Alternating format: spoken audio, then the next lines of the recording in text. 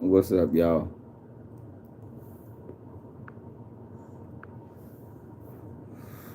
TZ Frank, what it do? Yes, sir. Yes, ma'am. Good Friday. There.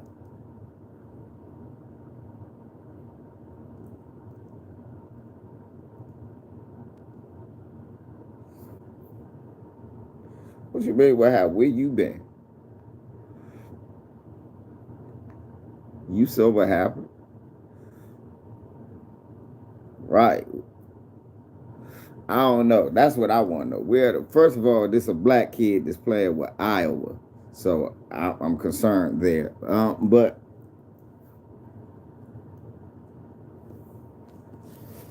let's get down to business. Let me get my phone, my other phone. For people who don't seem to know what I'm talking about, and white people, this is not an excuse. It was a white kid with cotton on his head too. They tried to. I think they tried to do this to clean it up.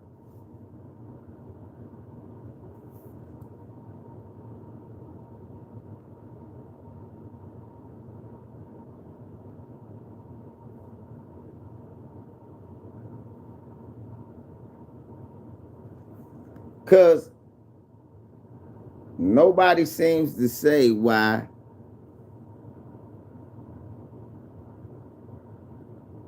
they even did that.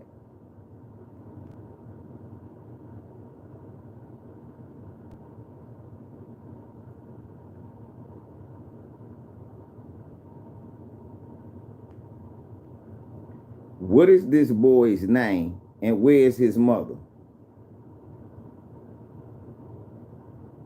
See, this is a case. This is a case of parents who don't protect you. His mother assures officials. Officials say the boy's mother assured people that, Miss, if you don't sit your saying, but who is his mother? Candace Owens? Who is this kid's mother? Candace Owens?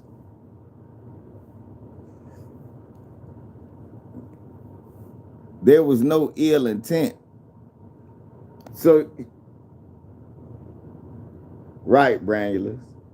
Well, we're gonna talk about that later. I'm just putting that up as an image about how racist baseball actually is, and when they try this shit, that, oh no, there was no racism, there was no intent.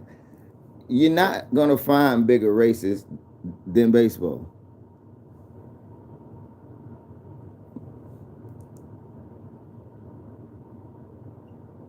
Yeah, 225 girl, which is why Gray asked you, what the hell are you watching the Little League World Series for?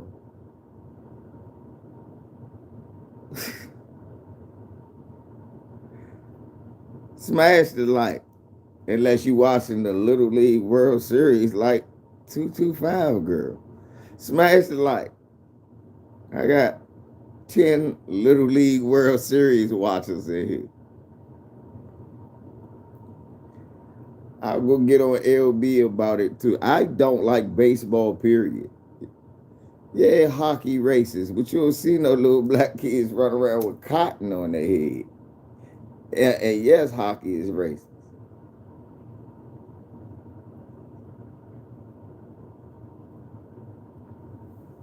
You want to know what black kids don't? I don't give a damn. It's always something else. It's a 225 girl. It is always something else. The Laker Legacy was on Hulu. It's a Mike Tyson joint. Like we needed another one of those. But you could. I'm not gonna watch that shit. But I would watch that before I watch the Lula. It's an orphan origin movie.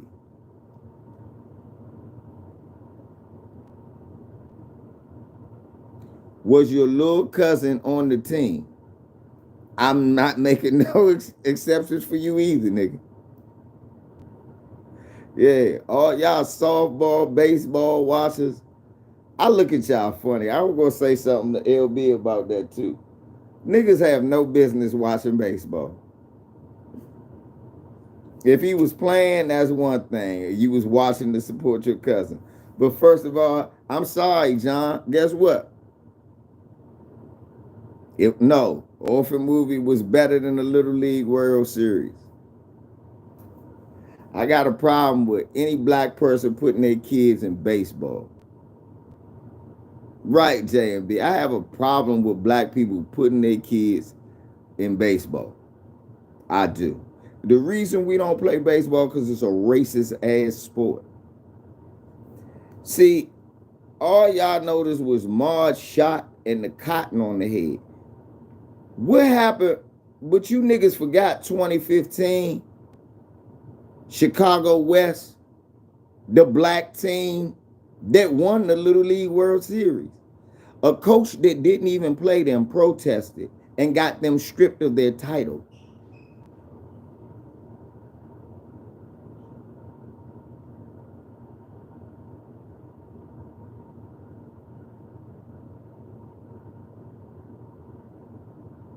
Seriously.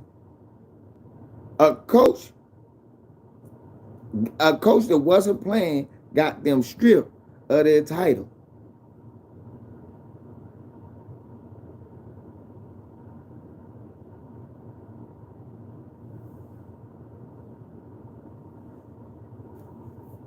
They got stripped because they was black and they was good and they won. It was a look, they was saying the Chicago West. What you mean? Yikes, that's too bad. You forgot about that? Y'all see what I mean? That was just 2015. We all did videos on that. Watch this. I'm gonna bring it up since y'all forgot. Black Little League World Series champions stripped.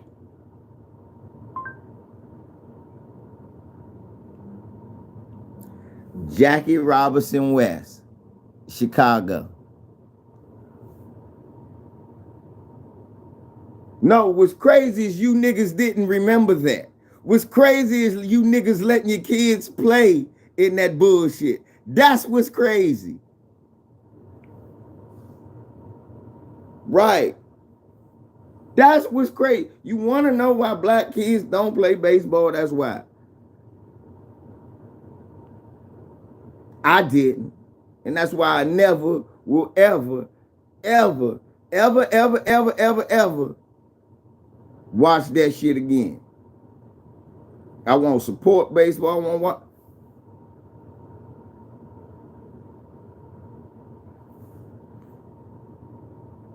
The Chicago Southside team, whose players were African American, raised hopes that the game would enjoy a resurgence of young blacks who found to have used players who lived outside of young black. They were found to have used players who lived outside its geographical area.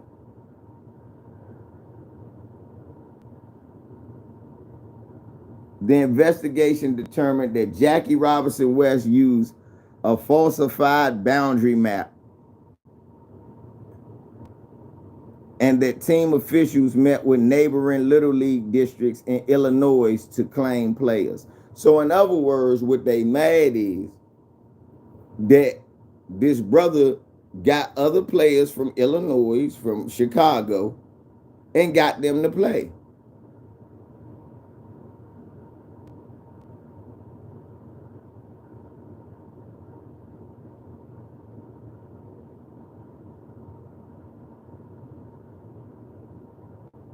No.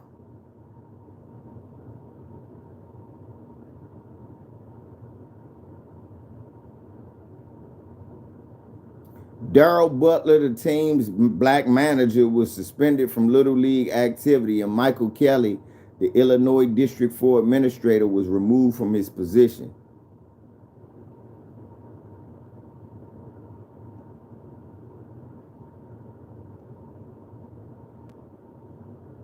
Jackie Robinson West advanced to the Little League title game, losing to a team from Seoul, Korea.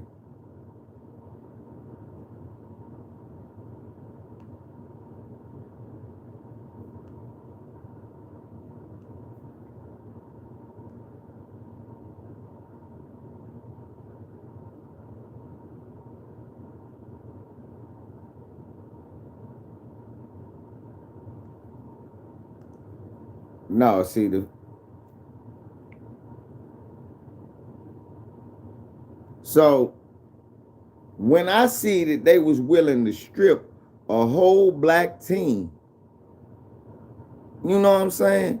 A whole black team.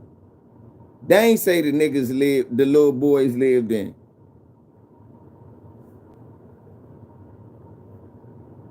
Mr. Clean Up Man. So basically what you saying is, I'd rather my son be with the slave masters than the slave masters. Nigga, you not really.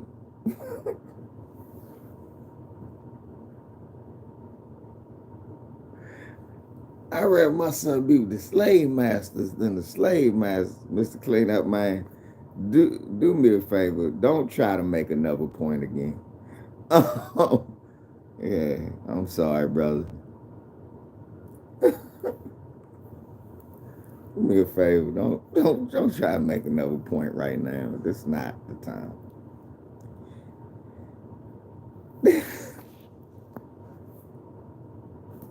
It's not the time. This is talk about I'd rather we play baseball.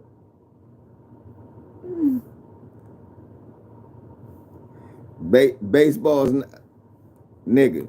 So in your in your expert opinion, having kids putting cotton balls on your son's head is safer.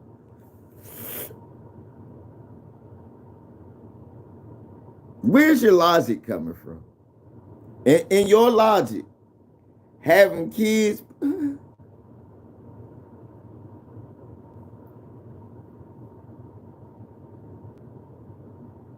So how is baseball safer? Nigga, it don't matter if you from the hood. There ain't no baseball teams in the hood. It's only football teams. Nigga, I'm from the hood. What no baseball team? Seriously. What no baseball teams in no damn hood? What that got to do with anything? People keep it, I'm from the hood. So we talking about baseball. That's not a black person sport. Neither is football. Those aren't our sports. Those are their sports.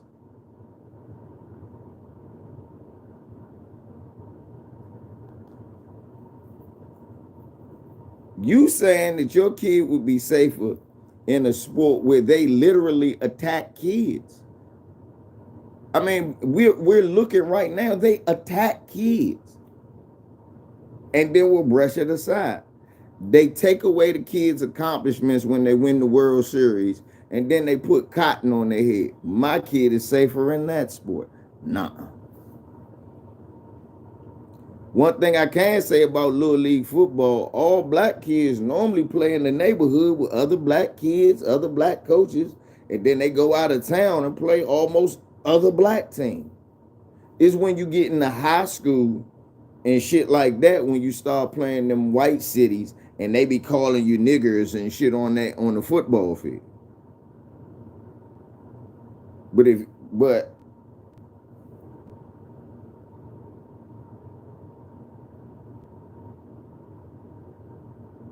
and we had, what's the operative word? Had. You had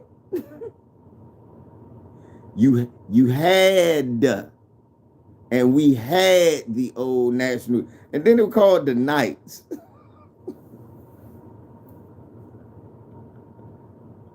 You mean like the Ku Klux Klan Knights, nigga?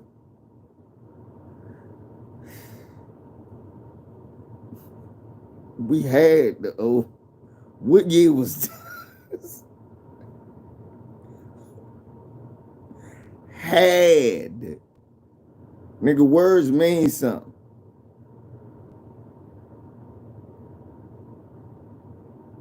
Come on.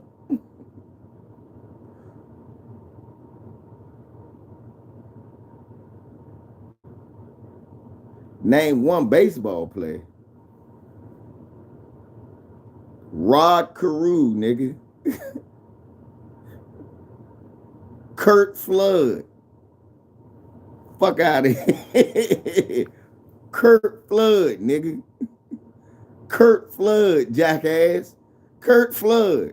And you know why I can't name a lot of black baseball players? Because they don't exist. They go around the neighborhood. You don't think Tim Anderson got PTSD from getting called nigger all of the time? What are you talking about?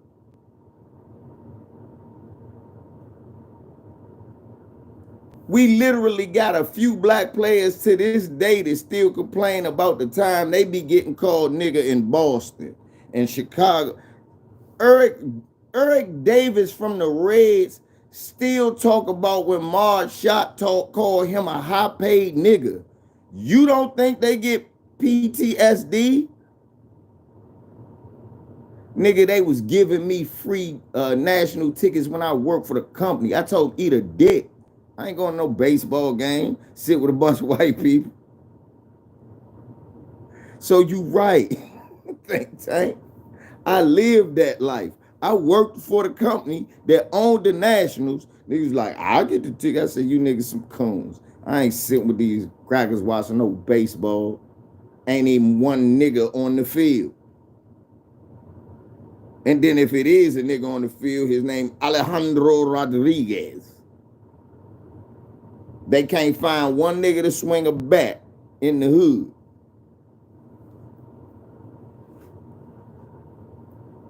Shit. Name me one black baseball player that ain't either been a coon or been through some type of racial strife for playing. Stop it. See, that's the thing. You couldn't run on the field, but the white players could. Thank you. Ken Griffey Jr. He even seen some shit.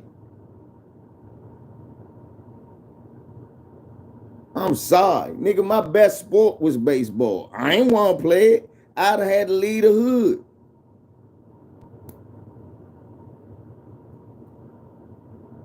And do you think Sammy Sosa don't got PTSD, nigga? He hates his black skin. Niggas don't get hit with 900 a mile an hour fastballs. You forgot about John Rocker, the racist pitcher for Atlanta, huh? We forgot about John Rocker, the racist pitcher. Barry Bonds was possibly the greatest baseball player of his era. Look at the way he disrespected.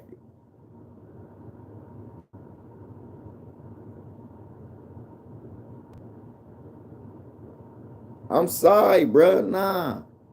Right? I told you, not right now.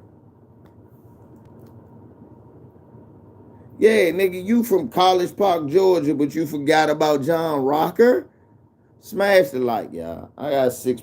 Look, he only got timed out. He ain't get his wrench taken or nothing like that. It's just right now, like I told him, this is not the time. Don't want to hear. Hey, football, look, football for your kid. One thing you can say, yeah, Hank Aaron even talked about the races. That shit didn't change. The same shit Hank Aaron went through, Barry Bonds went through.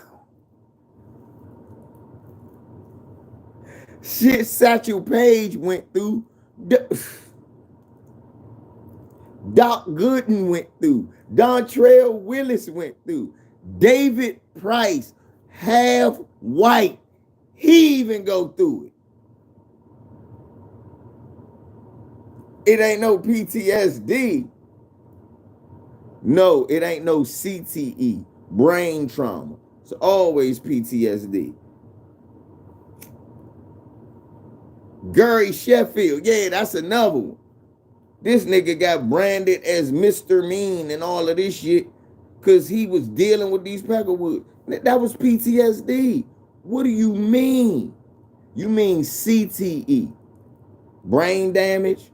Well, we don't know. We don't hear who get brain damage from getting hit in the head with a 100-mile-an-hour fastball.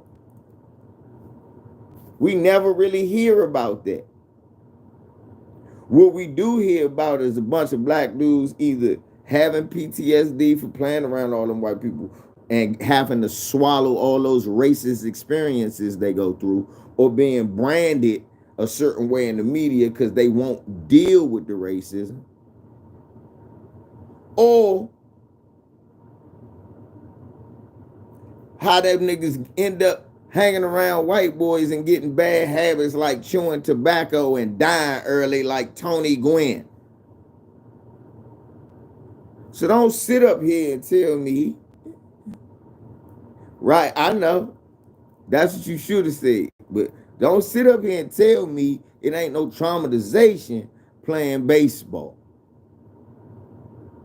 It's just that they won't be brain damaged. But, bro, that's a small sample size. It's more.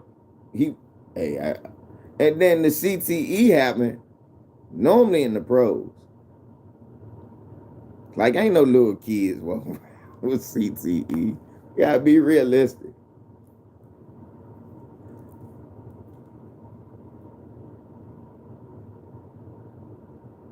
You just gotta tell it, bro. I'd rather my kid play basketball before anything. I'd rather my kid not be under none of these crackers' wings. But if he had to play a sport, I'd rather it be basketball.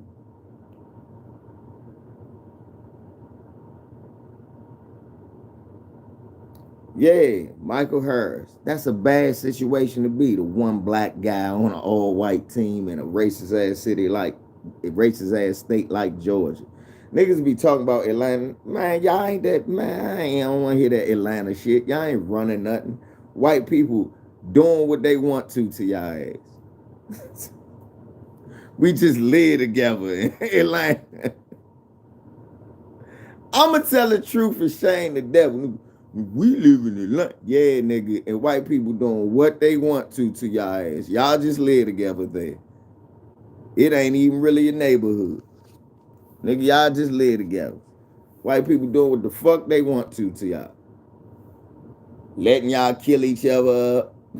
Then lock the niggas up that's left. Stop it. Stop it. Nigga, stop it. I will not hear this foolishness. Crackers still riding around in them smoky hats, tasing y'all, shooting y'all in the back, and ain't nothing happening to them. So I don't want to hear this foolishness.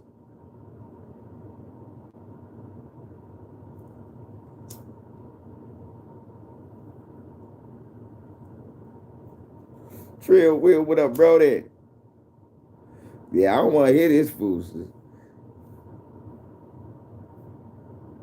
Yeah, people talk about, but man, nigga, that's a pea inside of the ocean. Atlanta, nigga, I don't feel safe nowhere in Georgia.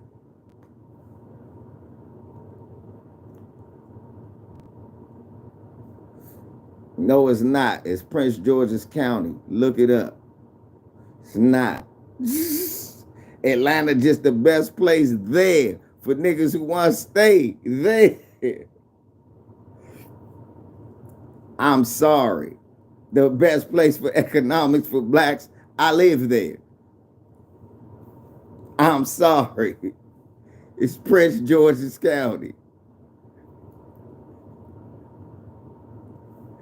I'm sorry.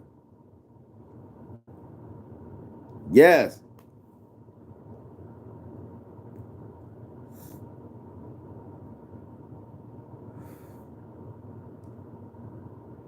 I mean, Dre, Ozzy, I'm going to say some shit that's going to probably hurt some of y'all feelings. Man, ain't none of them red states cool. None of them. None of them. None of them Jones with niggas ride, with crackers ride around comfortable with the Confederate flag. I don't want to hear where you live at is cool. It's not. If crackers could ride around your shit,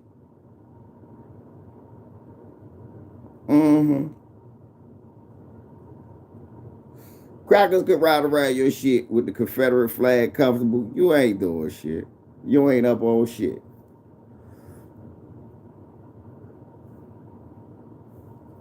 You ain't up on shit.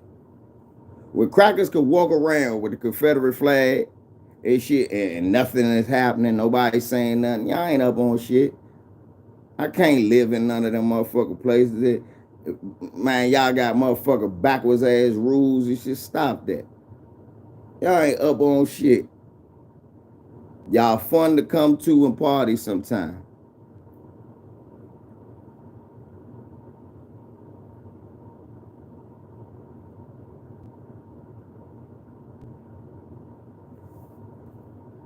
I know you lying, cause I see the police riding through the. Why? Look, black people, white people ain't coming to our community. I know, cause there's nothing there for them.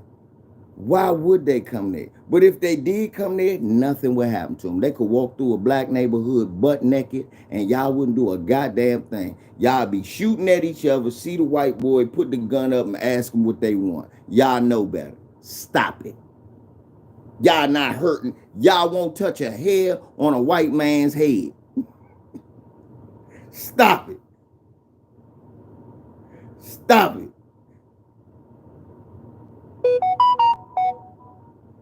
Stop it. They will never feel uncomfortable out there. They will never feel. And I can't say that about where I live. White people still can't. I'm like, the fuck y'all doing around here? Oh, that's right. Seriously.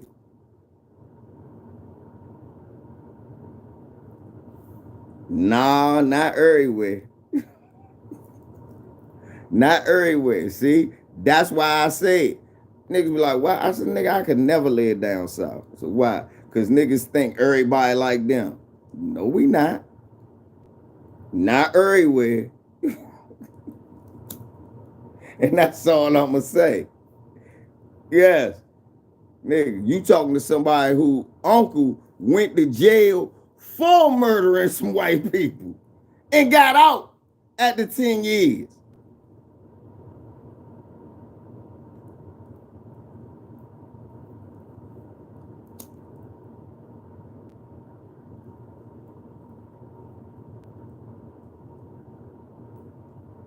Yep.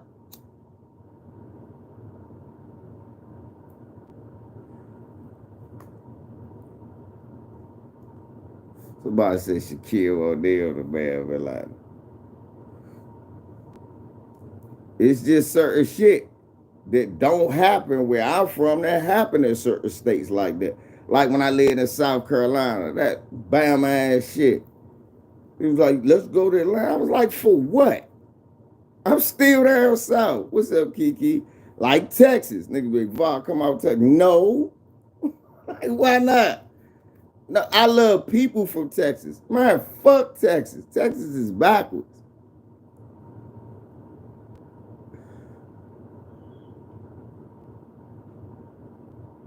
Texas is backwards.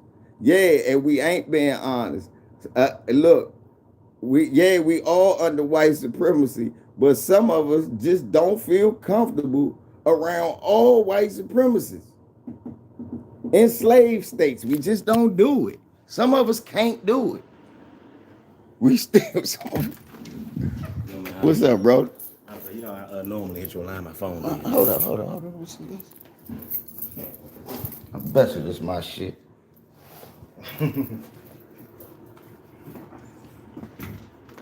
Please. Bro, don't try that nearly full of shit. I might. Don't try that nearly full of shit. Niggas know it's a difference. Niggas know it's a difference. Niggas come. Oh, no problem, Kiki. Niggas come from California. Know it's different here in the DMV. Niggas come from Texas. No, it's not the same politics. Niggas come up from Georgia. Yeah, it's a lot of black people in Atlanta. They don't move like us up here. We don't let certain shit happen, son. We just don't. And it ain't about false bravado. It's just about certain things you didn't grow up with. We didn't grow up with certain shit. Come on, man. Y'all keep forgetting. When the riots kicked off, Martin Luther King got killed in Tennessee. We was burning shit down up here. Well, that was the whole 8th Street, right? All of 8th Street, that been redone. Shit, my father and them used to live off of their motherfucking house got burnt down in Southwest. DC was in smoke. When I grew up as a little kid, it was still buildings where I lived at in Southwest on South Capitol that was still burnt out. They was kicking anybody that wasn't black out the neighborhood, Brody. Oh, yeah, I ain't want, I don't know. I know. I came because, I don't know. You don't know about it. Say E-bills? I came across, I got a shit over them. I don't know. I was gonna say, I ain't know if you say I was gonna give you a couple, so I ain't know if you. Cause that shit, I don't. Look. See, these joints right here, I came off with a couple of them. What I do though, I know, cause when I get back to work, some of them youngers up at the casino and shit, they might want to fuck with you. I let them know. It's all different joints. I don't know nothing about that shit. Like 40 of them. Oh goodness. Well, shit, the youngest hit me up and shit, cause they normally do be asking me just off the wall. I'm like, I don't know, cause I don't know shit. Right, you just straight on your I'm just straight on my medicine. Appreciate you, good man. Yeah. Always. He said, yeah, DC been heavily gentrified. It went from 90% to 60% black. Thank you, bro. Yeah, I know that. Yeah, it went from 90 to 60%. But see, again, you running your mouth about something you don't know about.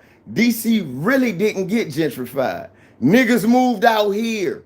A lot of us, see, I want you to understand something. Have you ever been to DC, nigga? When you talk about what was gentrified, those old houses, most of those was our grandmothers in them houses. A lot of them houses was getting renovated and then the prices went up. And they bought the houses from some of our uncles and aunts and grandparents, and they gave them money. And guess where they all moved? Out of the neighborhood, which was a lot of, just like, let me give you a prime example. Okay, that don't mean nothing. That nigga could be from DC, but that don't mean he here now. You're not from DC. Shh. My dad, my mom, my grandma, me. Yeah. Shh. This dude, funny. But like I was telling you, you can learn something. Your dad might tell your ass that Sursum Quarters was a project that was full of black people. It was public housing. They all got $100,000 vouchers. They tore it down, and all them motherfuckers moved to apartments out here. So it really wasn't gentrified. It just changed to everybody was doing what was happening. Exactly. You from ATL. So you be quiet in this situation. I'm talking about DC. You talk about where your dad from. I'm telling you where I'm from. And you gonna tell me about where I'm from. How backwards is that? You can't tell me about where I'm from. That's where my dad from. Okay, let me and your dad have a conversation. And you can learn something. But right now, listen. Just like me, I was born and raised in the same project my mom and dad was from. And my grandparents was from. The problem was, the difference is, when we saved money and we got into a better financial position, we would move to the Oxon Hills, the Largos, because Marion Barry was giving people good jobs. You hear about Rayful Edmond. Rayful Edmond did not live in DC. He lived in PG County. You hear about all the drug dealers from DC. None of them really lived in DC after they started making money. Because guess what you're supposed to do? Leave the hood and you take your family. That's when white flight started happening here. Nigga, I know about white flight in the 80s because white flight happened out here. Where I live at now was predominantly white in 81 when I was 4. My aunt moved out here when I was 6 years old. My aunt moved out here when I was 6 years old. Marion Barry had been in office. She got a job at the with the federal government down there. My aunt got a job with DC government down there. Then switched over to federal. People was getting. My father ended up getting jobs. Everybody was getting jobs. And then as people stacked their chips, they moved out the hood and they moved here. I don't know that you could call that gentrification. Because, like, when people go, see, normally when gentrification happens, like in Chicago, they scatter people here, there, everywhere. No, what happened here was niggas just went, oh, they great, raise the rent. Let's move to PG. 5 miles, 4 miles, 2 miles. The furthest you gonna move, the furthest these people in DC move from DC is normally 8 miles. So they never really moved out of the city.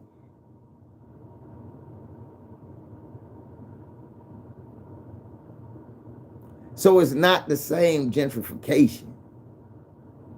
Gentrification worked a little different here. Now all of this is flooded. It worked different.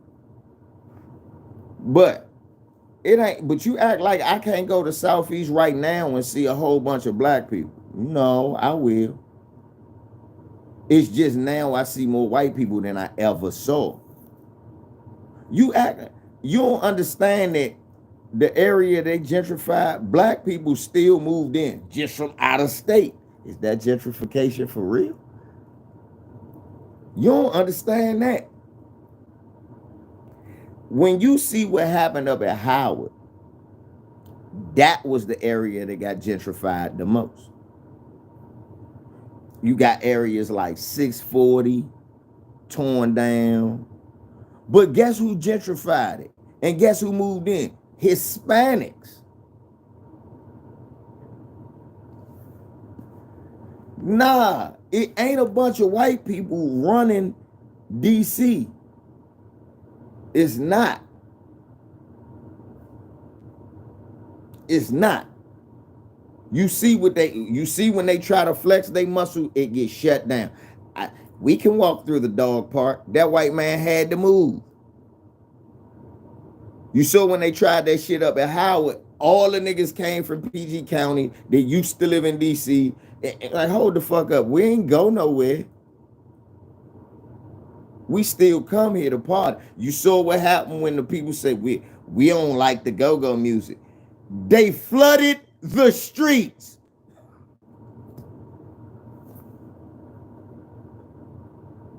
They flooded the streets. Let's think about that right now, y'all.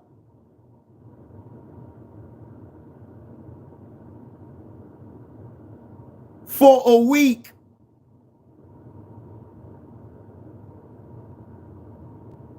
They made T-Mobile and all them calls say, hey, we're going to play the music as loud as they wanted to be played and as long as they wanted to be played. We can't play around like that down here. Y'all keep forgetting.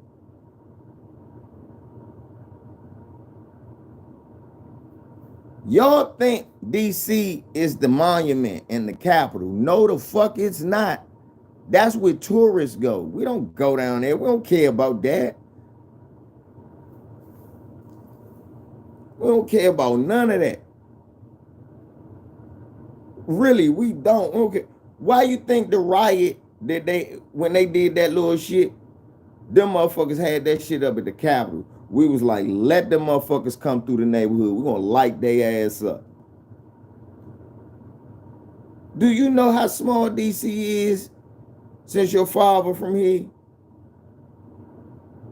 And do you know what type of restrictions motherfuckers got around here that certain people can't move around? Not black people. We can be around every neighborhood. It's neighborhoods white people cannot move around.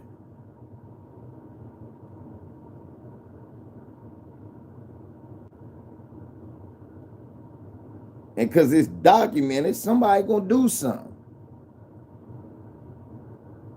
Now DC is heavily secured. with cameras everywhere. They done tore. Think about it, they done tore down a housing project and gonna turn it into government housing in a government building.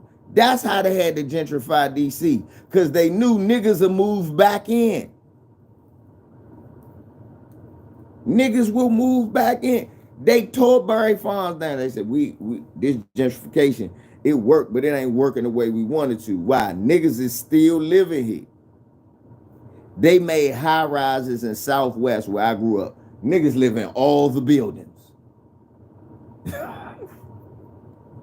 It's just as many black people as white people in all the buildings. The difference is when I was a kid, it was no white people.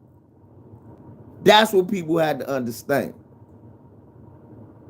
When I grew up, it was no white people. Now it's some white people.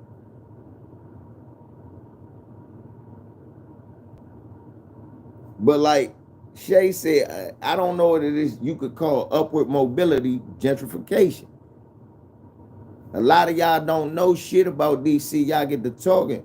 You can't, it's hard to gentrify an area where you can't own land. I mean, it's easy to gentrify an area where you can't own land. When you find out, all right, I got enough money to buy a house. You've been born and raised DC all your life.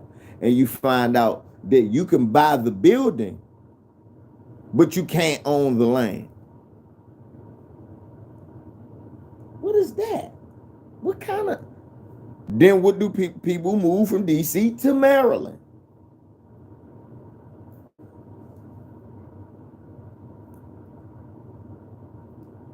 You can own your house, but not the land. And at any time when DC feel like they want your land, that's it. And you gotta know the politics of here before you start talking about our gentrification and y'all gentrification, because it's different. It's gentrification. And I won't, and I don't, and I was the first one to complain about it. But I also understand that we was already at a catch-22. You can't own no land in DC. None. You can own your house, but what good do that do? They, like where RFK Stadium is, where my folks used to have a house at. At any time, if DC feel like, hey, we tired of seeing this, this an eyesore. We're gonna pay y'all for y'all house and y'all gotta be gone by such and such. And that's what happened to all. That's why it's a store. It's a giant on H Street.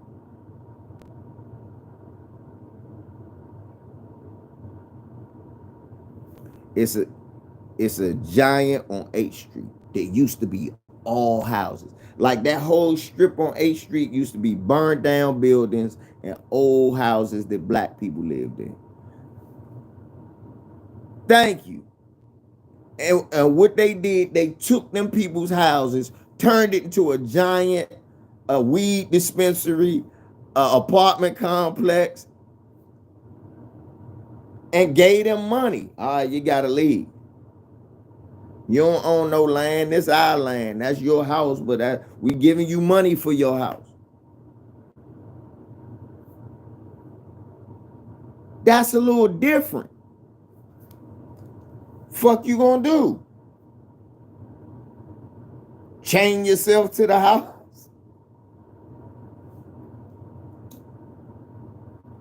You keep forgetting. DC is a city with taxation without representation. It is not a state.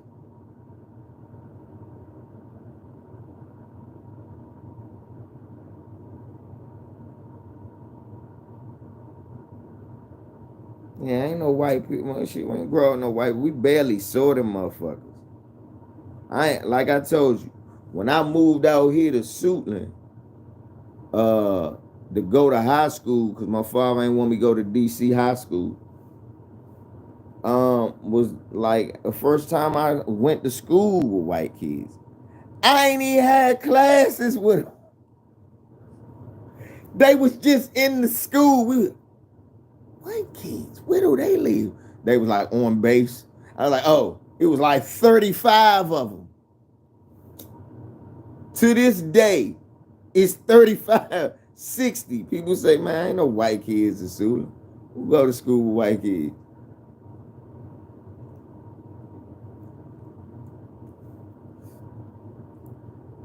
You go to school with a white kid in this area is because their parents in the military and the base is close to us.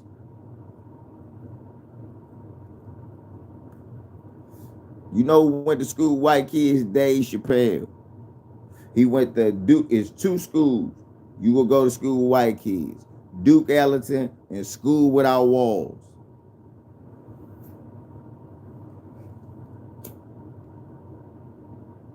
It's two schools you're gonna go to.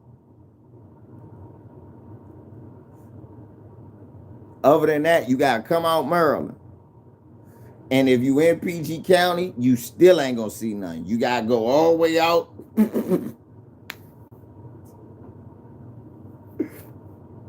That's no bullshit. If you in PG County, you still ain't gonna see nothing. You gotta take your monkey ass all the way out Montgomery County. And then every school is not the same. You gotta go far out. You can't go close to DC because then it'll be half black, half Hispanic.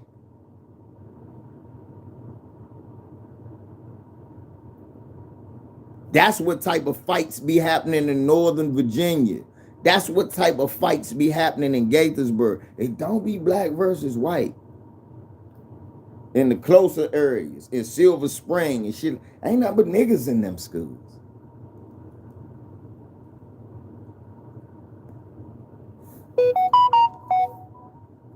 It's not no bravado. It's just be explaining.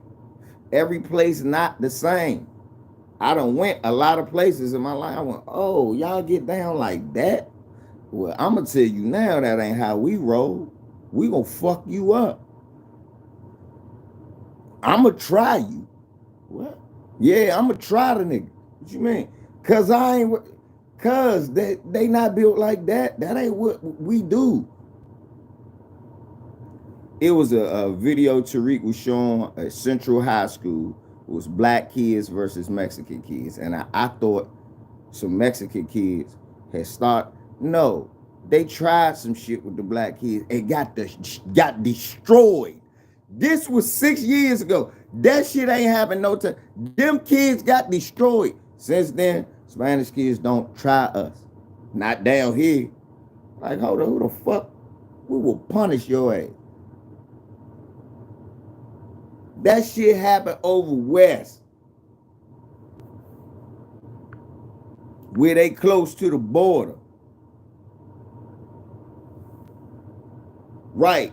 That shit happened where they close to the border. Man. That shit don't happen over here. Oh, my friend. You go to the jail. The county.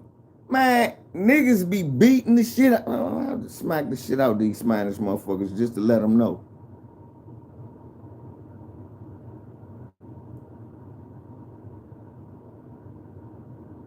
I was like, for real? I'm up in PG County. I'm like, Scooby, what you doing? He got the motherfucker. I never forget one time in PG County, I'm up in the county joint.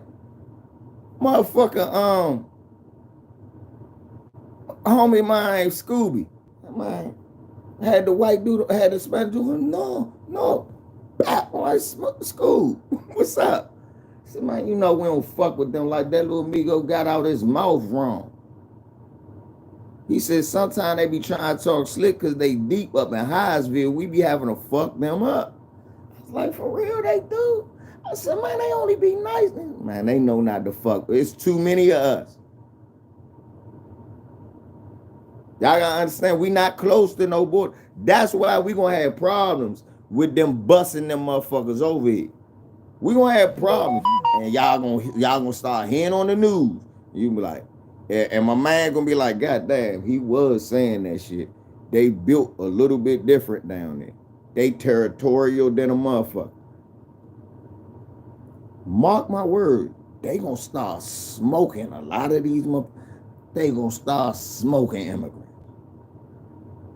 Mark my words. These youngsters gonna start smoking immigrants. I'm the first one to tell you that. They gonna start smoking them. They was smoking the Jamaicans.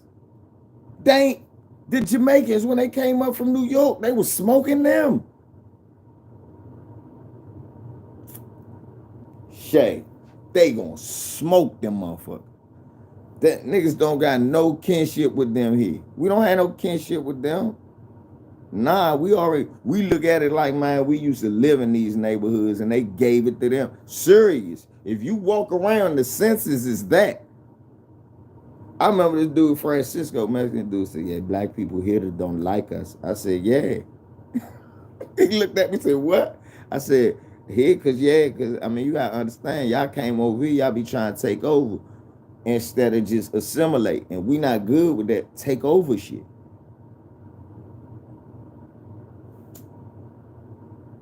Like all that shit in LA, where that black family was getting terrorized and a Mexican, that don't happen here. It's still black people that live in them Spanish neighborhoods. They never left. Man, you will be driving, man, I'll fuck y'all. You'll see one dude cussing out a whole bunch of Spanish dudes, knocking a whole bunch of Spanish dudes out. You will catch that. At any given time, you will see one nigga beating the shit out of a crop of Spanish niggas. And then, no, call the police, call the police, call the... It's just something about the vibe down here. When, you know? And, you know, like, I'm just saying, no disrespect, but, you know, Herschel Walker, from where you from, man? You see what I'm saying? Y'all got real ones, but y'all got Herschel Walker and Andrew Young, and them some coons.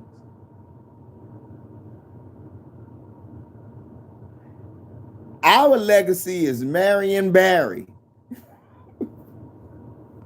Our legacy is Marion Barry. We keep telling, we don't give a fuck who you vote in there. The mayor for life is Marion Barry. Our legacy is not tied to no coon shit at all. You can't go through DC's history and like, okay, this is where they dropped the ball. Man, every mayor that coon, we voted him out. Right, get that motherfucker out of here. That motherfucker sold out. He sold out. He sold out. He sold out. That's why they gentrified the city. They couldn't make no moves on the city council. They couldn't make no moves.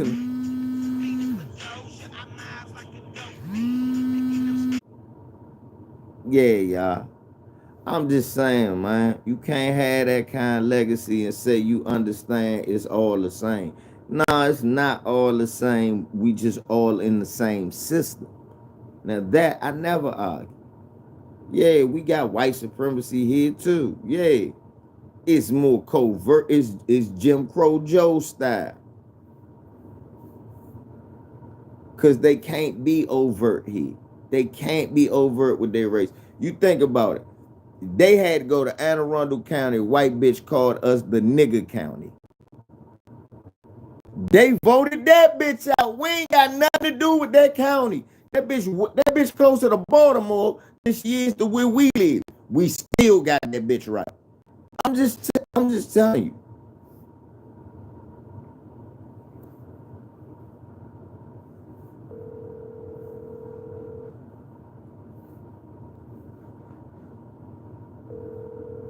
It's all love in Georgia. That's where Martin Luther King from. Hello. You all right, cuz of? Yeah.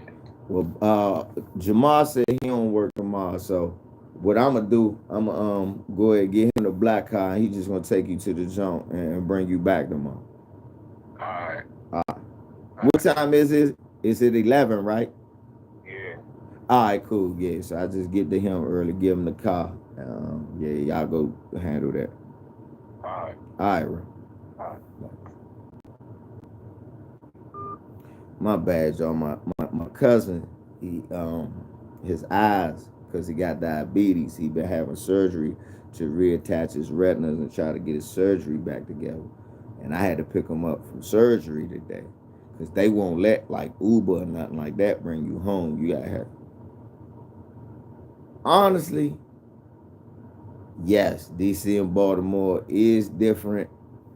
Not as different as you would imagine, but it is different. Like it even Baltimore different because Baltimore got more white people. That's the only difference. Baltimore has more white people. That's it. Baltimore has more white people than DC. Anybody from B-more will tell you that. That's the difference between they like house music. We got go-go music. But and they like east and west. We like northeast, southeast, southwest, northwest. You know, they just east and west Baltimore. It's just east and west Baltimore. The accents are different. Like I say two, they say tu. I say you. I say dog. They say Doug. Got my Doug. A Doug? Yeah, my Doug. What? It's a dog, man. That's a O. That ain't no damn you. They laugh. My accent. Yeah, but nah. Yeah, it's a difference. It is a difference. Yeah, they divided by MLK. See? It's a difference.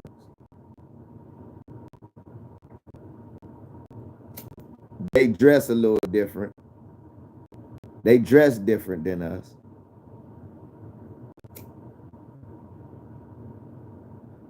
Put it this way: a nigga from DC.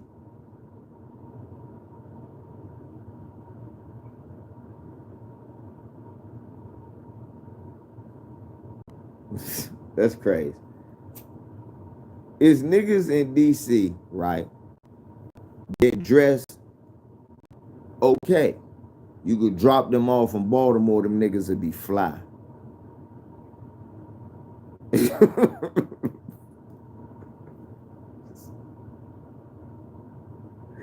It's niggas that, hey, look, it ain't that the colors are horrible. They don't never coordinate them with the right colors. Cause sometimes they be rocking some orange shit and you like, nigga, what did you put on with it? Why? You know, put it this way. The freshest nigga in Baltimore, he come to DC, he gonna go shopping.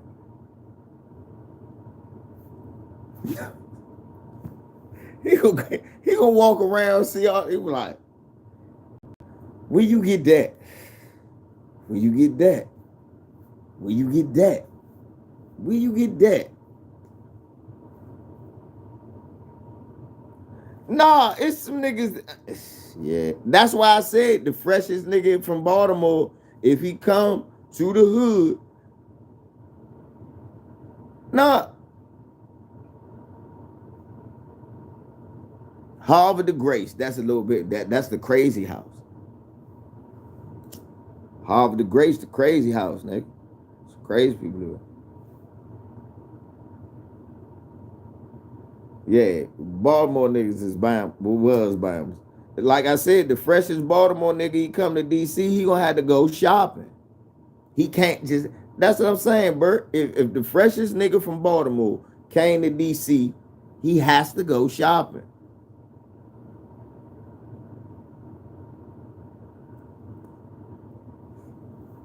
Yeah.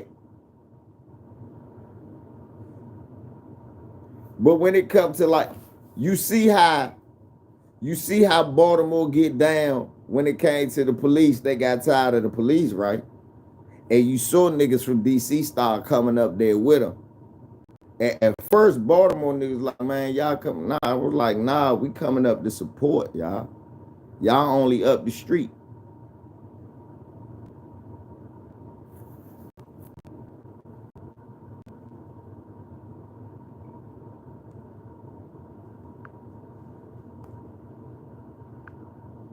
What you mean? What he say? He proved himself from Shaq. Well, there you go.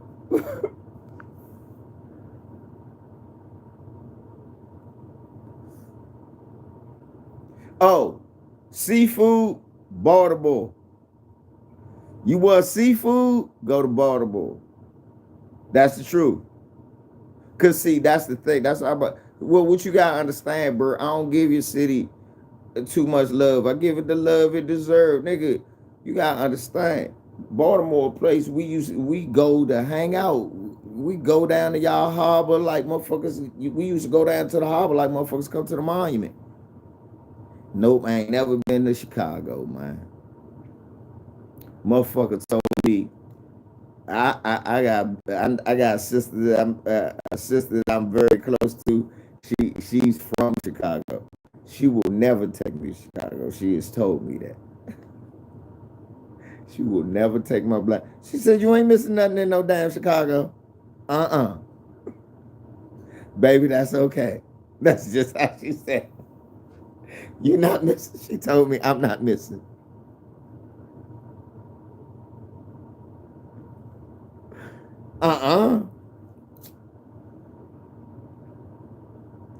And I want to go, but the problem is like I don't want to disrespect nobody politics. Come here, come here. Cause your uncle tried. I ain't mad at him. He did the best he could do, but it was all horrible.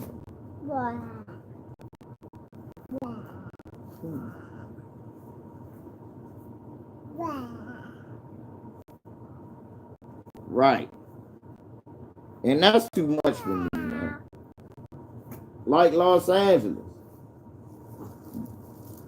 A lot of that shit, that's too much for me. I try to respect people, politics and shit. Go ahead, eat. You gonna make you a hot dog. Make her a hot dog.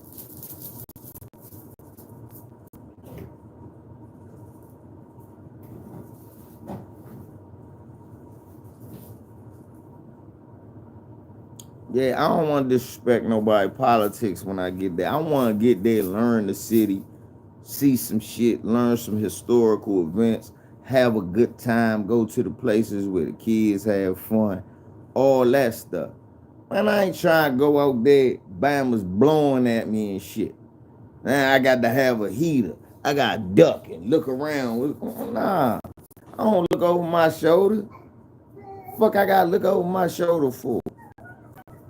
I got too much wild shit going on in Chicago. Yeah, man. You got too much. That's why you need to calm down. You're going to hurt yourself. Baby girl, okay? I know you happy to see. Come here, give me a hug. I know you happy to see Papa. Come give Papa a hug. Oh, baby girl. Oh, baby girl. That's my baby. Oh, Lord, that's my baby. That's my baby. Oh, that's my baby. Oh,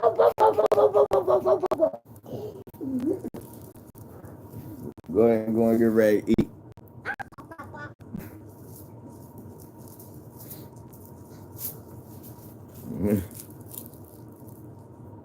Hey, well, Jared, that shit don't happen to me in DC. Fuck is you talking about? Ain't no gang. Don't get your dumb ass. Well, I can't help. See, this is what I was teaching Shorty. See, Jared is from PG County, where they own their home, they own the land, the schools are controlled by black people.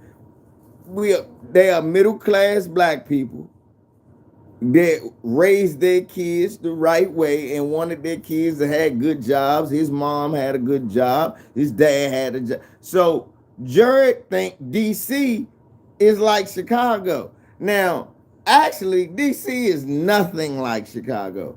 We don't have gangs, Jared. It's no place where you can't go in DC, Jared. Jared, you been down southwest where I grew up at. I know people that got killed there. You don't. And the only reason I know people that got killed there because I know the people. And then you found out the next day they died. Somebody killed them. It was shooting around here. You got southeast. Some nights you will hear a gunshot. That's what I'm saying, Jared. I don't have to duck in DC. I go wherever I want. I walk wherever I want. My pass good. On pass good in every hood. I go wherever. I don't got ducking. I walk. I used to walk through all that shit. I don't gotta do all this. Ain't nigga. We don't got no vice lords. We ain't got niggas running around with switches like they got out Chicago. Now we got a bunch of niggas faking like they do that. Oh, you know about Simple City? I said, yeah, they got great weed there. I go, what?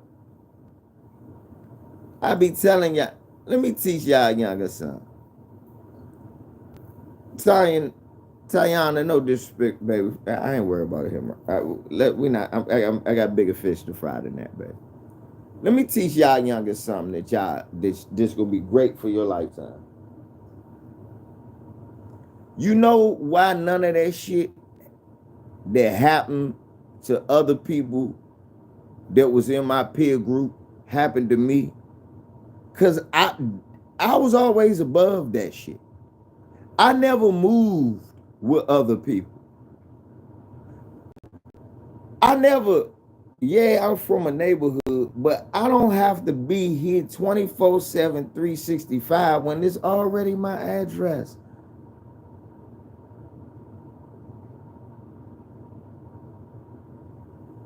DC ain't even wild. It's not. All them shootings that happened last night again. That shit that just don't happen around me. I always been different. I always move different.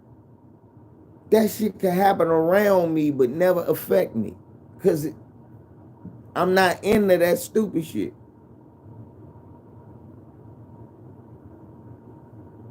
I'm not into that stupid shit. I don't move with stupid niggas.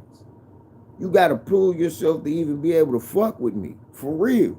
Hold up, nigga. Who is you? I don't need to talk to you. I got family. That's how I don't need to talk to you. This not what I'm about getting my, let me tell y'all younger something. Get your motherfucking money. That's what it's about. You want to know who your true friends are? They will motivate you to get your money. You want to know what family members to fuck with and to run with? They encourage you to get your money and do what you got to do for you.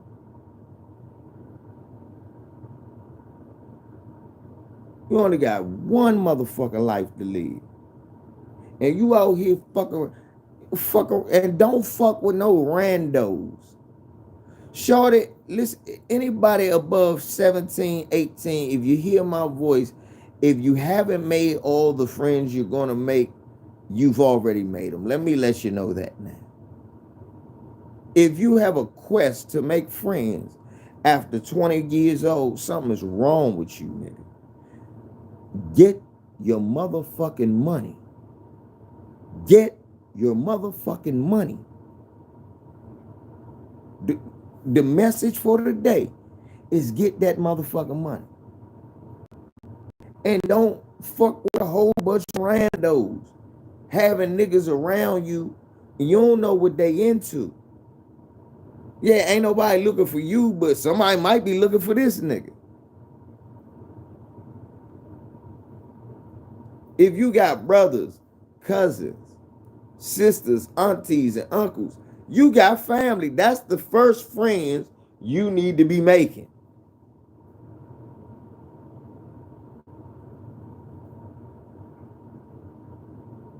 And y'all supposed to inspire each other to do better.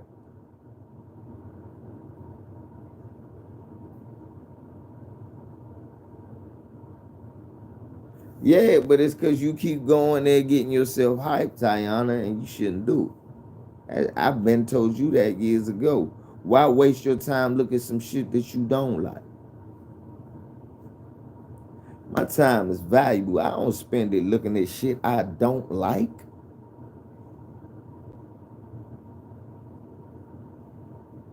Time is money. Like your time is money, and you can't get it back. You can get whatever dime you lost, you can get it back 3 times over. You can't get 1 second of your life back. Why waste it with some shit that you really know you're not good with? Again, that's not a subject I need to broach. That's something you need to broach. I already told people. I told people a long time ago, stop coming to me telling me that you don't like what Ticket doing. Why you go there? Fuck I'ma do about that. When I did that video about Ticket that you just saw, that was a conclusion video.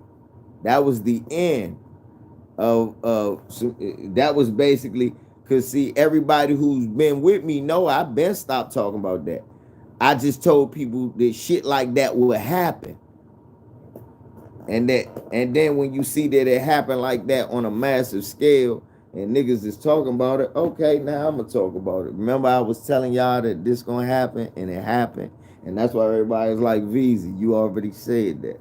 Oh, just like I already said to you, look, stop watching shit that you don't agree with. You got better shit to do, people. You have to look at, oh, no, you don't. Some shit is absolutely unredeemable. I can't use it at all. I can't. That's why sometimes on some subjects, I just don't even listen to niggas. I don't block them. I time them out. And like, this ain't the conversation for you. Because the shit you saying, I can't use. It's the truth. It don't have to be a hard feeling about it. It's just on this subject, to me, nothing you said has any fucking value or relevance. So I'll get a motherfucker out of there. You know what I mean? I love you no less. Everybody had bad days. Guess what? LVZ cannot give you stock tips. The difference between me and you is I don't pretend like I can give you stock tips.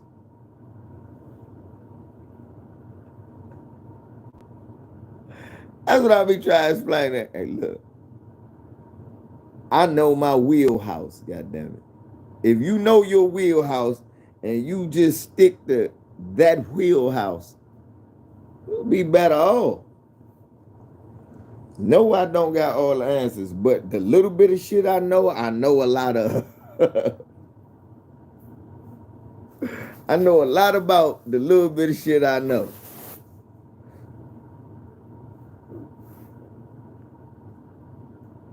Hell no, not at all. It's a couple of mistakes. I be telling y'all the mistakes. I was like, my dumb ass said this. Damn, I ain't think that'll happen, but hey.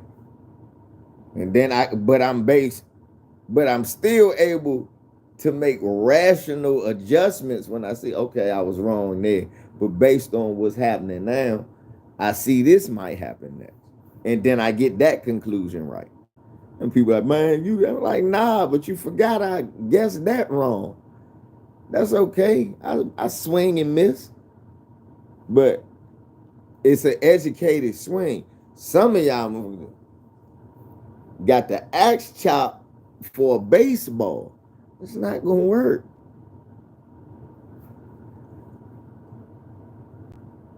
Right. Not all opinions are equal. I say that all the time. My brother called me last night telling me Reggie Miller asked me, do I think Reggie Miller a Hall of Famer? I hate Reggie Miller. Yes, Reggie Miller is a Hall of Famer. Whether I like him or not, I don't mean he not a. How I said, well, what he do? He hit a few 3-pointers, and I said, dude, he made Indiana relevant. Got to give him points for that. Then when he retired, he was the most prolific 3-point shooter of all time. Another 50, 40, 90 season. Constantly team was relevant. Got his team to a finals. Hey, yeah, he's a, yeah.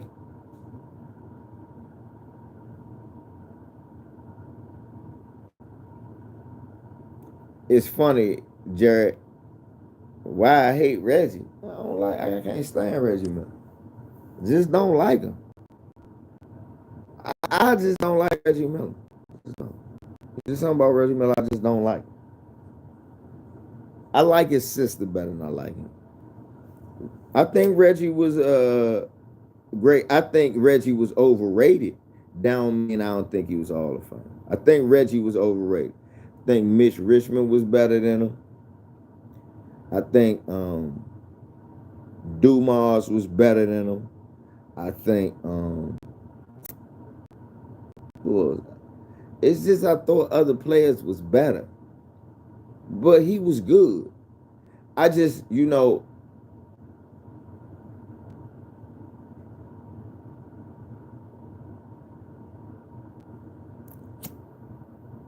I just don't think, I thought Drexler was better than him. I thought he was great, but he was better than guys like Marley and Hornacek, Hersey Hawkins. He was better than those guys. But, yeah, I'm not crucifying him for not being Michael Jordan. But he wasn't Michael Jordan or nothing like that. It was Reggie Miller.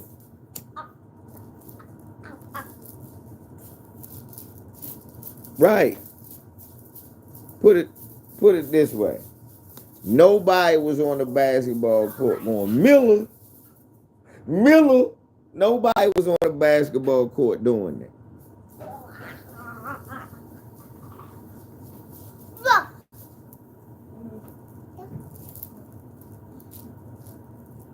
Nobody was on the court doing that. Nobody was going, Miller time.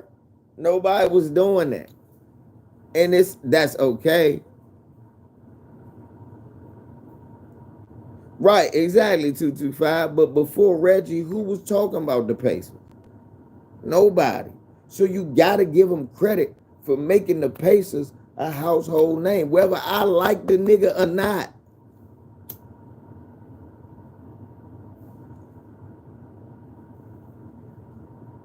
No, he not. Never was, Drake. Drake, if you get the fuck out of here, who the better defender? Who the better defender? Who the better rebounder? Who the better assist man? Who's the better scorer?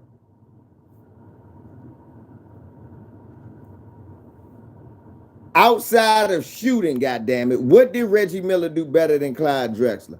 I want to know. Now, fuck that. What'd he do? Yeah, no, you can't just make no statement like that.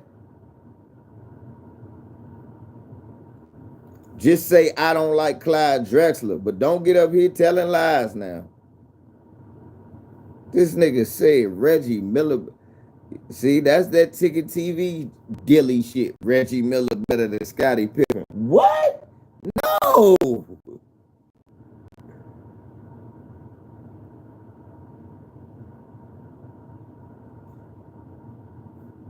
And that's that ticket shit. Exactly what could Reggie do better than Clyde Drexler outside of shoot? And I mean like shoot. But other than that, what could he do better than Clyde?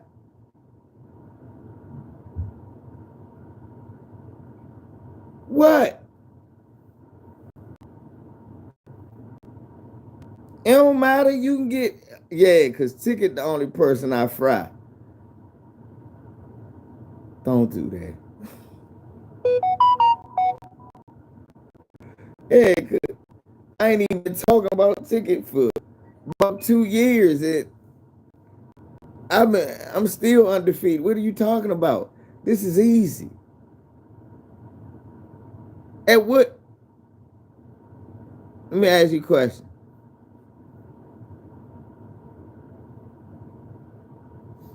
Cause I saw some shit one time.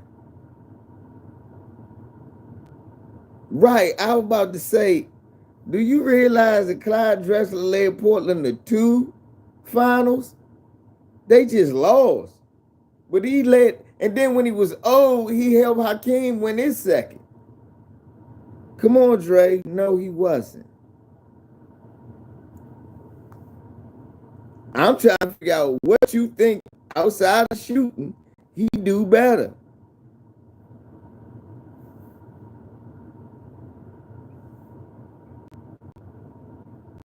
22,000 points, 719 blocks, 2,200 steals. The man averaged 2 steals a game for his career. 6,100 assists and 6,600 rebounds. Dre, what does he do better?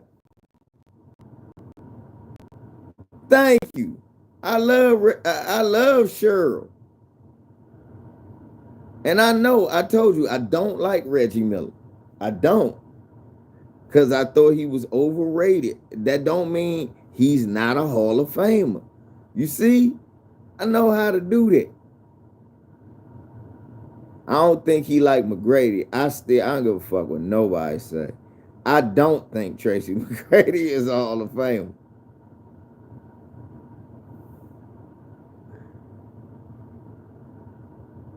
Reggie offense do not overcome that.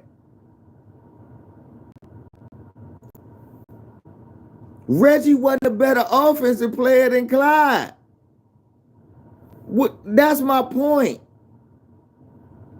That is my point.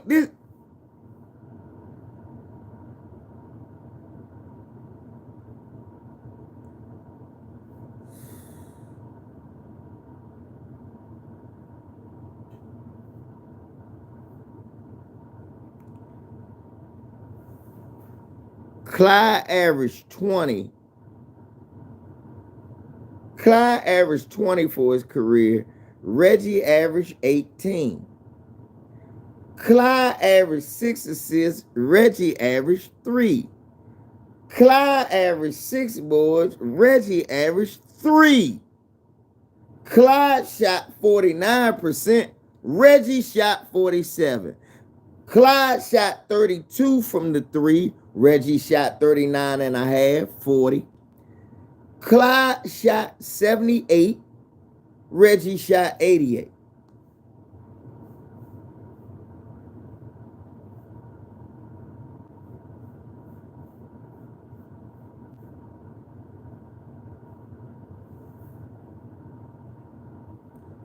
Reggie played 300 more games and got like 300 and some change more points. Reggie Miller played 1,304. Clyde played 1,008 games. Reggie Miller played damn near 300 more games to get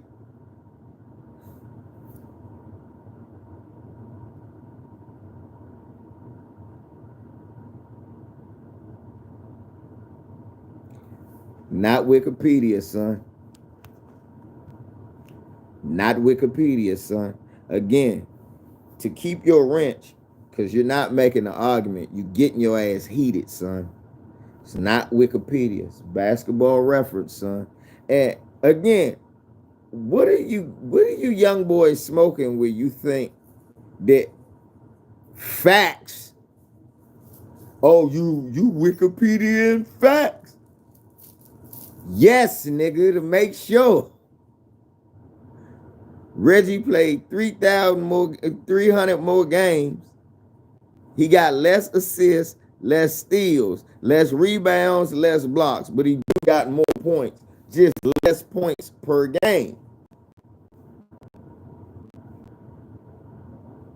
Reggie had 1, 2,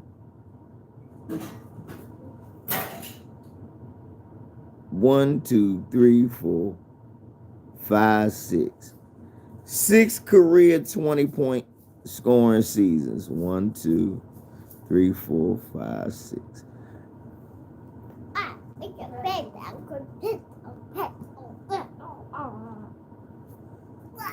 What you say? What you say, Barry?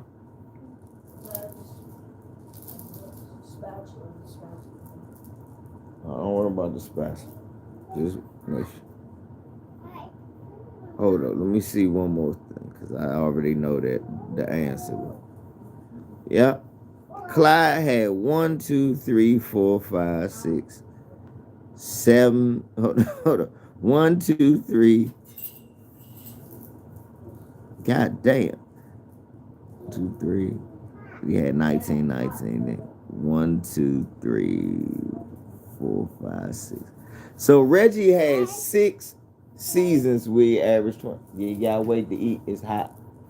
I know it's hot. Shoot, what was I gonna say, Barry? Give her an apple juice. You got applesauce? If not, don't worry about it. Right, I'm about to say, Reggie Miller had 6 career seasons of scoring 20 points or better.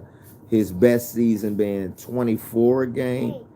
Clyde has 9 seasons, 6 in a row scoring 20 points a game. 21, 27, 27, 2, 23, 21, and 25. So Clyde Drexler has best. Look, man. Reggie Miller got 3,000 more points than Clyde Drexler and 300 more games. That's 10 points a game. Yeah, nah, that's true. Reggie Miller living off one fucking Spike Lee movie, and the Knicks only having, if we being honest, the Knicks being the only team during the 90s to have one Hall of Famer, and the other player they had was a one-time All-Star. The Knicks, look, this is how sorry Michael Jordan was. Niggas want you to be amped because he beat a team that had one Hall of Famer, and the second best player on his team was a one-time All-Star, John Starks. You can't say Larry Johnson was the best player or Allen Houston or not. None of them really played with Patrick Ewing. Niggas want you to believe that because Michael Jordan beat Patrick Ewing and John Starks, that was the toughest competition, and LeBron couldn't make a layup against that. LeBron couldn't make a layup against. Never mind, John Starks dunked on Jordan, Grant, and Pippen in the same picture, but LeBron wouldn't be able to get in the paint. Somebody wanted me to believe that earlier today. I'm just saying, look here. Get a damn grip. That's all I'm saying. And now my brother want me to sit up here because, look, the greatest thing he thought he ever saw was this nigga beat the Knicks. Oh, Lord! And then he did this. This how Dre was. And then he did this. Dre, this was you. He did this. That was you. That was you.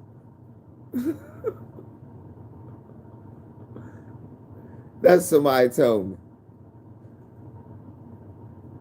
Look, Clyde made 10 All-Star games. Reggie made 5.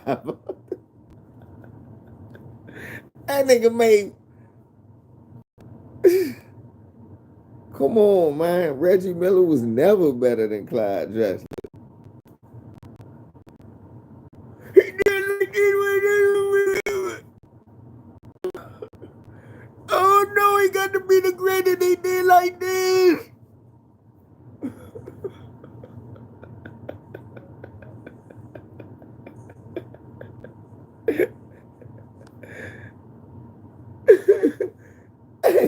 Hey, John, this is Tracy. Oh, do you see it? Oh, fuck. Nigga, you about to go home. You're not about to win no ring for that. You didn't win a ring for that. You're about to go home. Nigga, you know Clyde was better than Reggie. That nigga had the homie to Clyde. He had a hole in his natural. And still, I know you was watching the game, and that's what you were doing.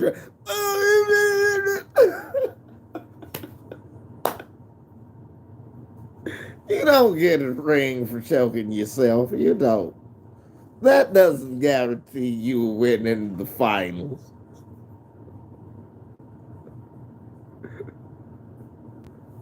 Okay.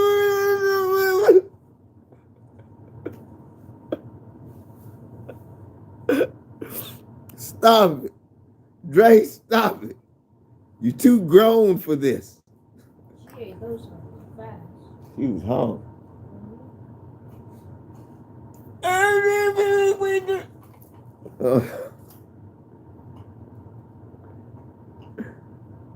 Yeah, Reggie was good, but he ain't better than Clyde. He wasn't better than Richmond. We gotta give it up. Give it up. Go ahead.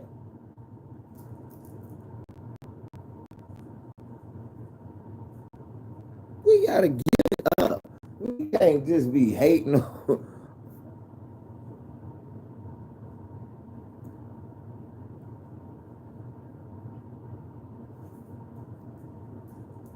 Look, Clyde left the league averaging 18, 19 points a game his last. He said it's time for me to retire. Reggie was scoring 10 points a game, just doing anything to stay in the league. Right. Clyde last season, that nigga averaged 18 points, 18 points, 5 boards, 5 assists, 1.8 steal. He still quit.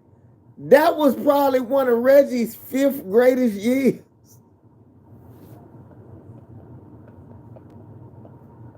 Dre, this no bullshit. What? Look, Clyde's weakest year was damn near his last. That would have been one of Reggie's top years. And he averaged 18.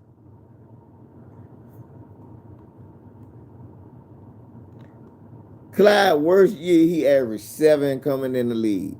He averaged 17, 18, 21, 27, 27, 23, 21, 25, 19, 9, 19, 2, 21, 8, 22, 21, 4, 19, 3, 18, 18, 4. That's 20. Now let's do Reggie Wayne. You gonna tell me about some damn Reggie Wayne Miller. Don't you tell me about no Reginald Wayne. Reginald wasn't bad, but you talking about it. So Reginald, 10, 16, 24. This is Reginald. Reginald, his third Reginald. His Reginald. So Reginald, he was 24-6 his third season. That is Reginald's highest scoring season of his career. Coincidentally, his first All-Star game. He doesn't make another one for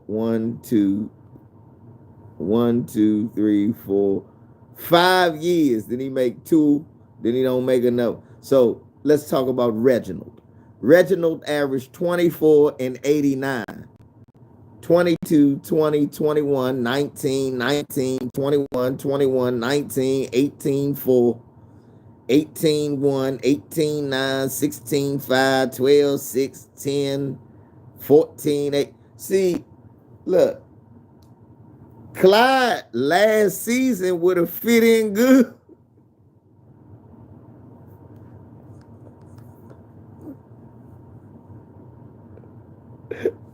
Clyde, one of Clyde Lord's seasons would have fit in good right here. Here we go. The good thing is, look, you know what we call this nigga? This nigga, he not R. Kelly quite, because at least they above 18. At least he ain't giving me R. Kelly numbers, because they above 18. But what we talking about, Clyde Dre, Clyde sitting on dubs, and you talking about all these teams that Reggie went out with. Clyde out here sitting on dubs, man. And you gonna say Reggie the better scorer? Man, is you crazy?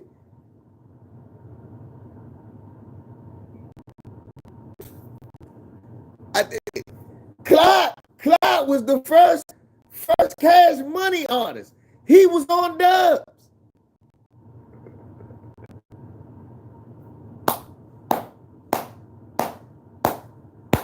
If it was no Clyde, there would be no Cash Money. If it was Reggie, you'd be riding on 18s. The bitches don't be choosing because you got 18s.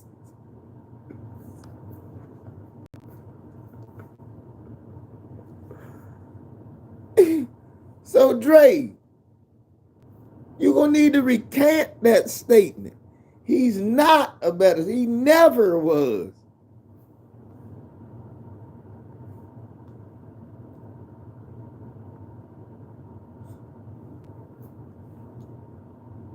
Nah, man, you better stop that foolishness, man.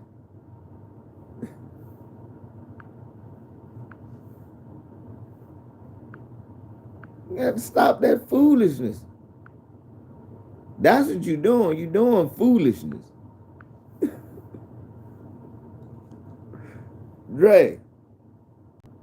Where you at, Dre? Come on.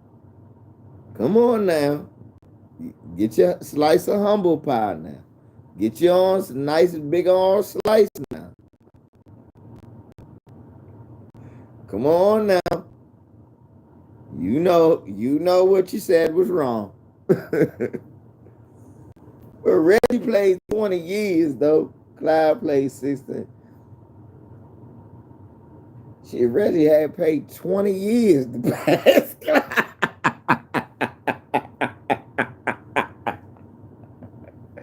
This nigga Reggie played 4 more years. Don't get me past Clyde, nigga. No, that don't make you a better scorer. LeBron not a better scorer than Kobe. He just scored more. I give that to Kobe. Kobe is a better scorer. Michael Jordan's a better scorer than LeBron James.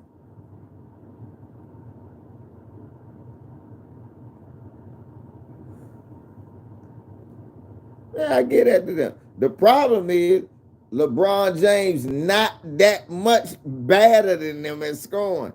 And he way better than them at passing and rebounding.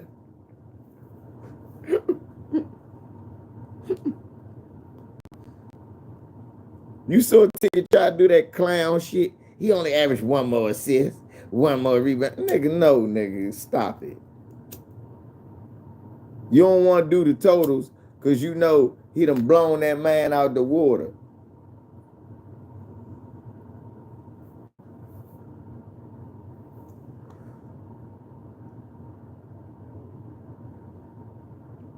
Right, he way better than them at everything else. And he not that low above them in scoring. Meaning, yeah, Jordan give you 63, LeBron could give you 57.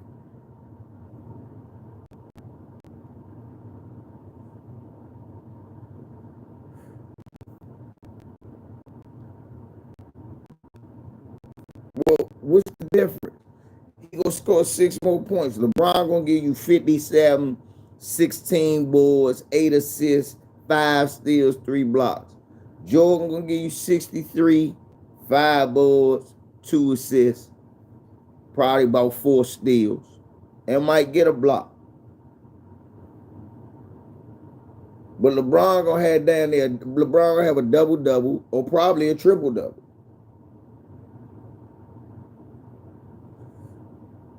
He not just gonna have 50. Another nigga gonna have 37. One other nigga, 5 other motherfuckers gonna have 18 to 11. So it's a difference. It's a difference.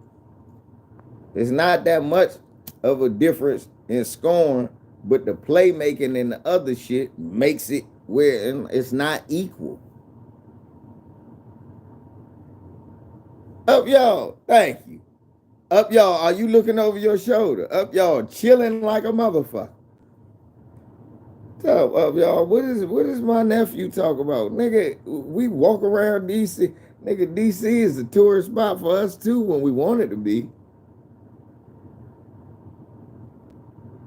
Yeah, LeBron could do a whole lot of a shit. They're the most vital thing. Oh, I know where you at. You on South Capitol side or you up on North Capitol side? And then this the funniest shit, y'all. We keep forgetting this about LeBron. That makes him which one of them can play all 5 positions? Okay, so you're on North Capitol side. Oh, I know where you at. So which one of them can play all 5 positions? Oh, I'm sorry. I forgot.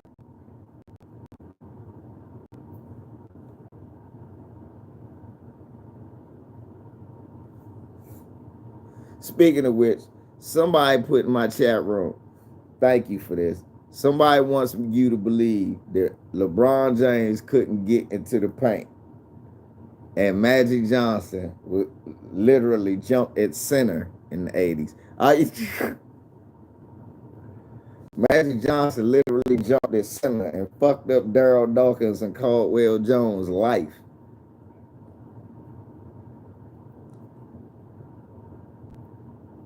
So much so, come on, y'all, just stop. I want y'all to think about who y'all talking to and what the fuck y'all talking about. LeBron couldn't go in the paint against Jack Sigma. LeBron would have so many soaring dunks on that. LeBron would have so many high flying, soaring.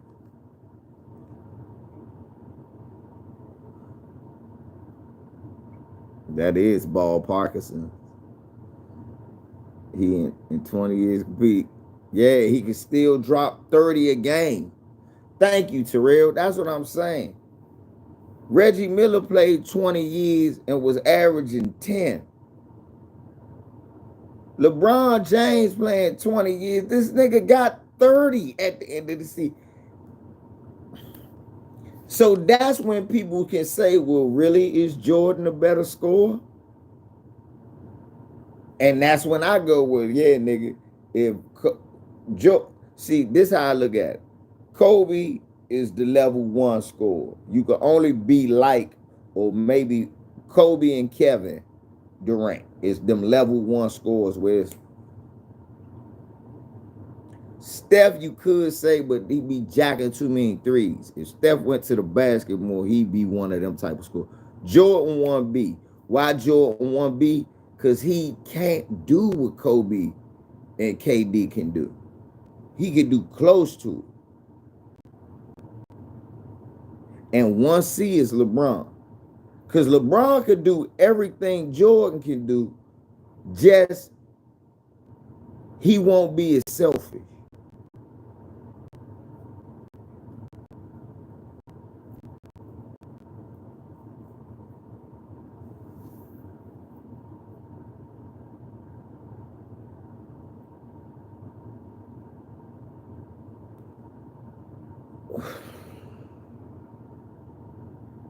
360 King.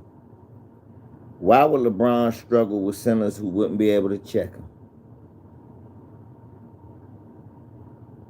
The same ones Michael Jordan and Dominique was dunking on 360 King.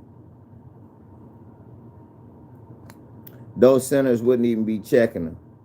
How would he struggle with those centers when back in the 90s you had a thing called illegal defense, not a zone? So they weren't even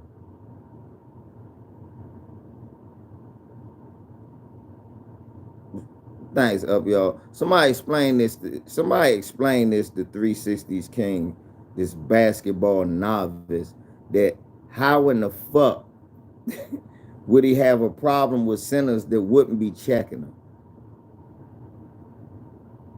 Have him explain that to me. Those centers wouldn't be checking him, and there isn't a zone. So those centers wouldn't be able to post right there at the basket. You could pull them out just like you did with Michael Jordan, do a high side. Nobody can come over and help. And by the time he get over to help, LeBron will dunk the ball on him or forgot a foul. Or he get 80 illegal defenses like Michael Jordan did, go to the line and hit a shot. 360s King, what the fuck are you talking about? What centers?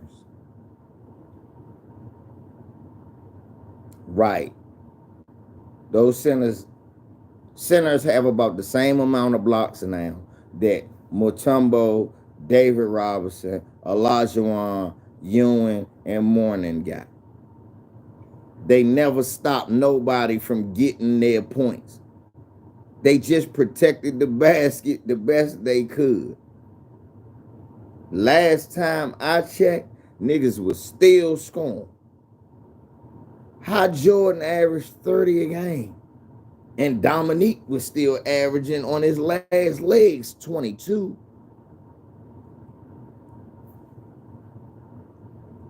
Dominique Wilkins with torn ACL and tore his Achilles and no motherfucking athleticism still could drop to him. But LeBron James,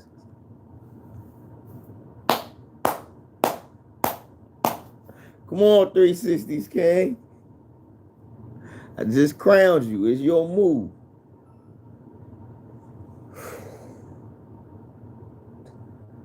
Nigga, do you realize I watched basketball in the 90s too, nigga? Thank you, up, y'all. Thank you, bro. I appreciate it. Do you realize I watched basketball in the 90s too? You know, some of them centers came from a school right down here in D.C. Up, y'all probably passed it. You know, I got first look at some of them centers, right? They was getting dunked on in college. They were still great. They were getting dunked on in college. Why would they struggle? Explain to me how Bernard King came back off 2 bad knees with all them centers around and averaged damn near 30 a game with no athleticism.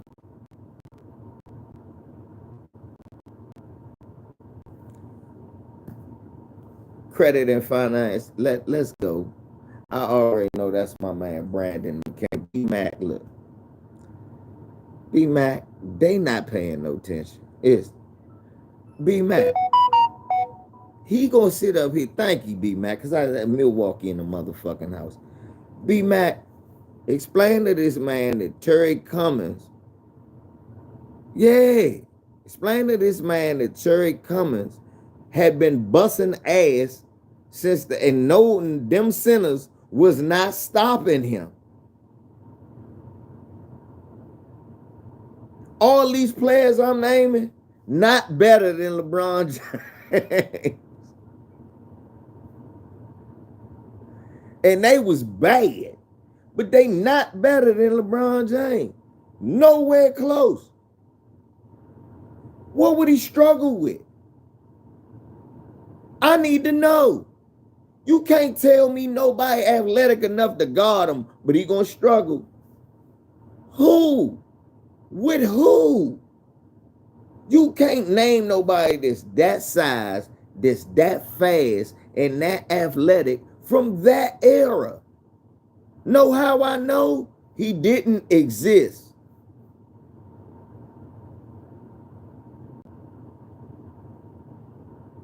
The closest thing that LeBron James in the 90s averaged 28 a fucking game and passed Michael Jordan in scoring. You know what his name is? Karl Malone. And he couldn't dribble the ball, was not a great passer.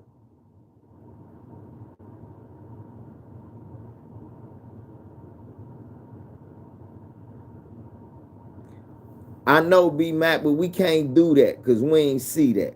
You know, I would love to say that. I keep saying that I believe he would have been the first LeBron, and we wouldn't be looking at shit the way we look at it now.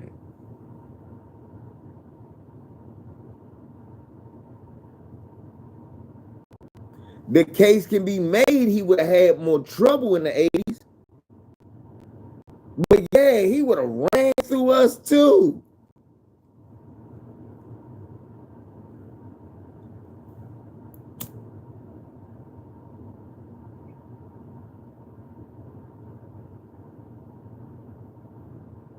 He might have been like Jordan. He score a lot of points, but not win.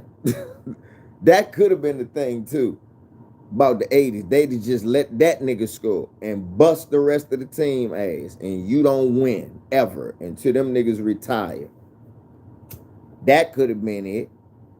But LeBron James having trouble and nothing, nah. No, that man would have had success.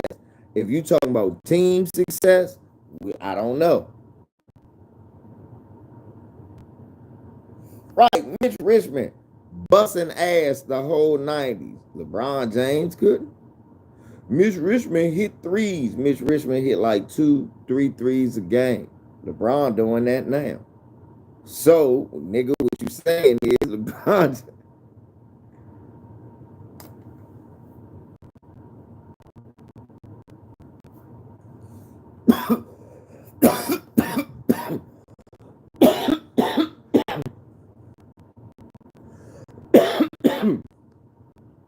Nah, B Mac, he bringing up Mitch Richmond because like you saying the 90s and the centers, but Mitch was busting ass too.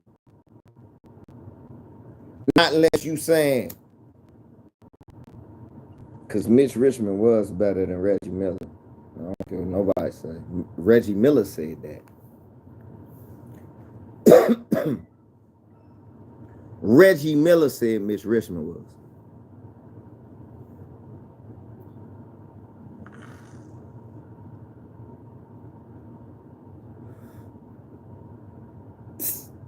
Right.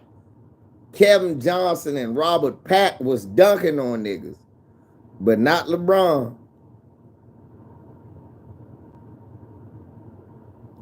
Derek McKee breaking backboards in the 90s and posterizing niggas.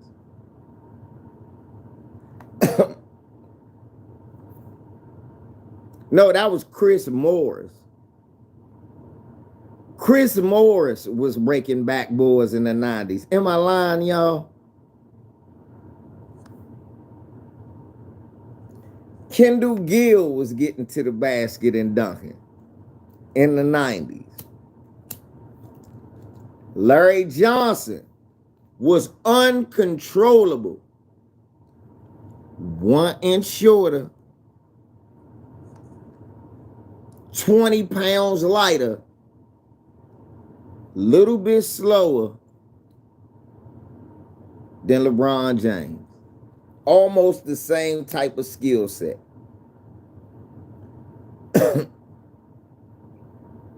Almost the same type of skill set.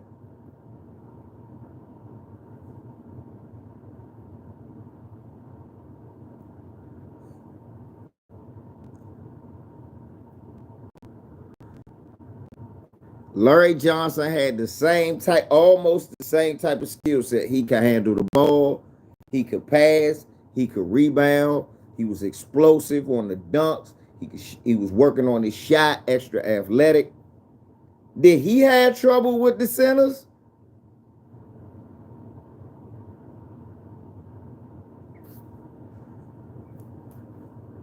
When he lost his look, when his back got hurt and the nigga run around, y'all gotta stop. Y'all niggas faking.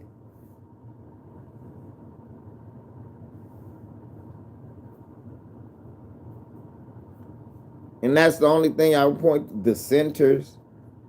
Y'all don't even pay attention to basketball right now is when them centers would be good. That look, that's how dumb half of y'all are when y'all say that shit about the centers. Right now, those centers would be more effective than what they were back then. Know why? All he gotta do is just stand there. Don't get a 3 seconds in the paint and wait for you to come. It's a zone now. They can do that. You can guard the area on the floor. You don't really have to guard the man. Just can't be in the paint more than 3 seconds. Well, okay. Right now, if David Robinson and all of them could do that back then, now would Jordan be scoring all them points? Right, Mahari? Now with Rick Smith, he ain't got the chase because they done put Bill Winnington out here now, and he's shooting threes. And they done high-sided Michael Jordan, like Jay Will said, this back in the 90s. Now you can run a high post. They got everybody on the other side. If somebody come over and help, and he don't hard help, that's a motherfucking and he don't hard help. He can only hard help when Jordan got the ball. By then it's too late.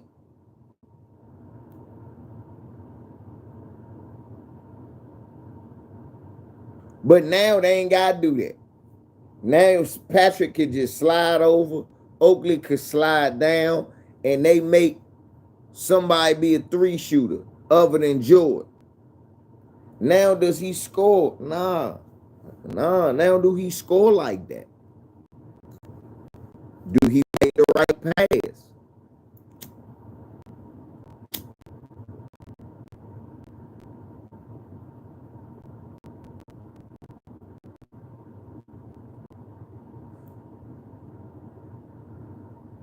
Not the pretty pass, the right pass. Right.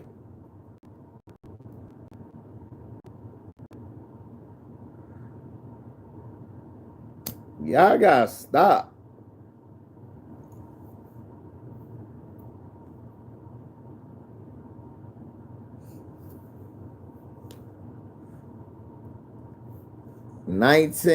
Look, 2000 to 2010 and 1980 to me are the best decades. 2000 to 2010 got the 80s to me right now. Why? They had more athletes, and they still had a team chemistry thing in that 2000. It was still the Lakers. It was still the Spurs. Then you got the Heat. Then you got the Celtics. Well, back in the 80s, it was the Lakers, the fucking Celtics, the 76ers, and at the end, the Pistons. So it gave you that same thing, but they had more athletes. See, you had the Magics, the Kareems, the Worthies, and the motherfucking McAdoos at the end of their career, the Jamal Wilkes near the end of their careers. You had the fucking Sidney Moncriefs and the guys like that in the 80s. So you had great players in the 80s. Well, you had that in the 2000s too. Whether I like Tracy McGrady, think he's a motherfucking Hall of Famer, he still was a very good player. Vince Carter's. See, we automatically think of Kobe, Shaq. No, I think about the motherfucking players. Then we think about the Spurs and that whole team. I think about that.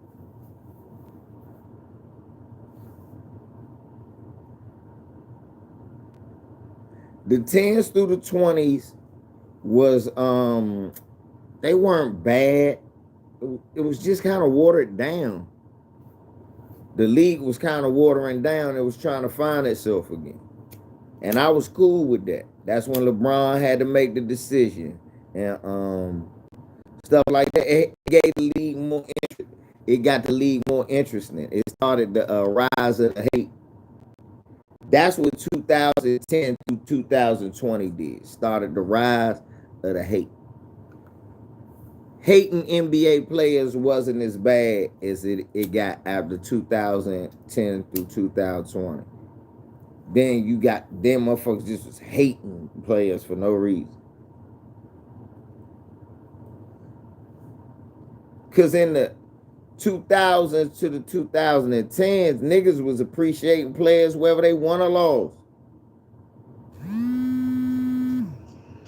Like Gilbert Arenas now. Oh shit, hold on. That sound like a robot.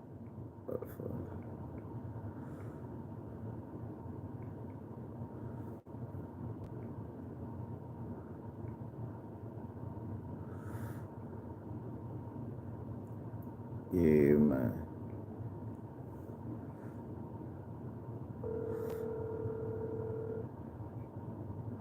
Yeah, bro. Yeah. Yeah, you hear me now? Yeah, man. Huh? This fucking thing here, man. I'm trying to get out of the parking lot. They fuck my thing up. Let me call you back. Hold on. Let me call you back.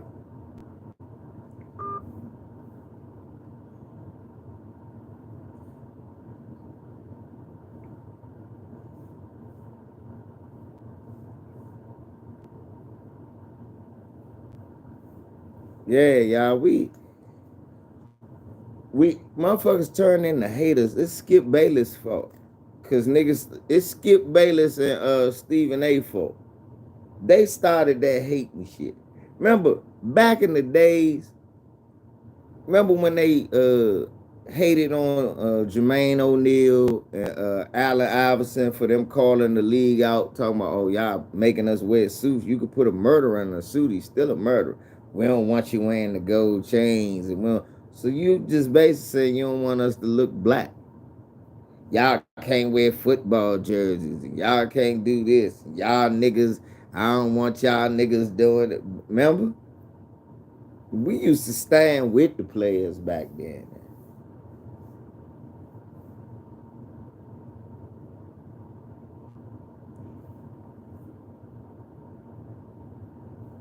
Right. It wasn't no hate like that. You know, you'd be a nigga say, I don't like him. It wouldn't go to this shit.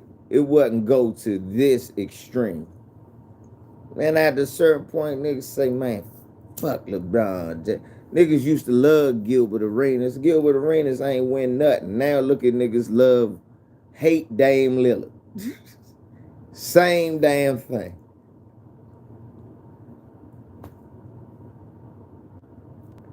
Same thing, you just get a bigger sample size.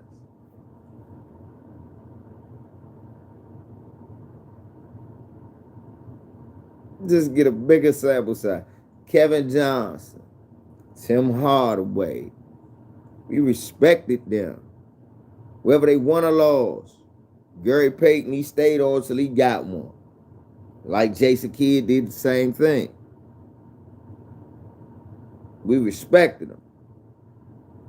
Stockton, respect that man. Right up there where I say, respect that man. Chris Paul, you was forever a loser. Huh? Chris Paul ain't shit. What? How is it different? We gotta like him, but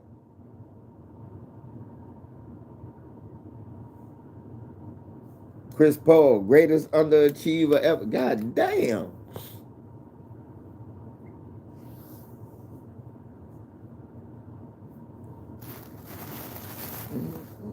Motherfucker John Stockton get mentioned as one of the greatest pure point guards ever. Point blank, period. All in the discussion. No, oh, they ain't never beat the Bulls. It was what it was. You know?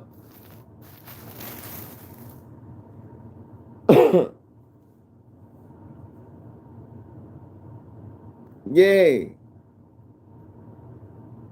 Motherfuckers made hating like a thing. Not a good, it's still hate.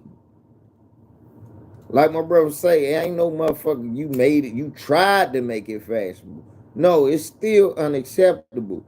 It's just a lot of people start saying that it was okay to do it in the open, and then they start, well, maybe I could.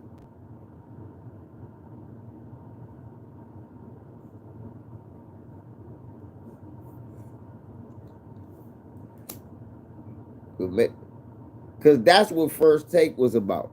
The white guy, if you really knew what First Take was about, it was about, and this is why Stephen A. ratings would be better when he come on, because it was about the white guy talking shit about black athletes and the black guy putting them in check.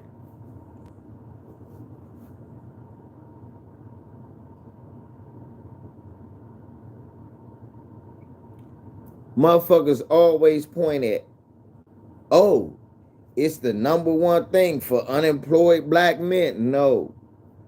It's every black man getting to cuss out that co-worker who got fired. It's every black man who want to cuss their boss out who think they know something.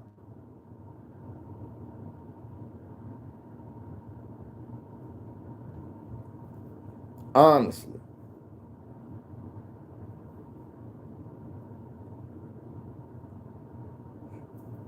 It's a subconscious tip of every black man at work, whether they unemployed or not.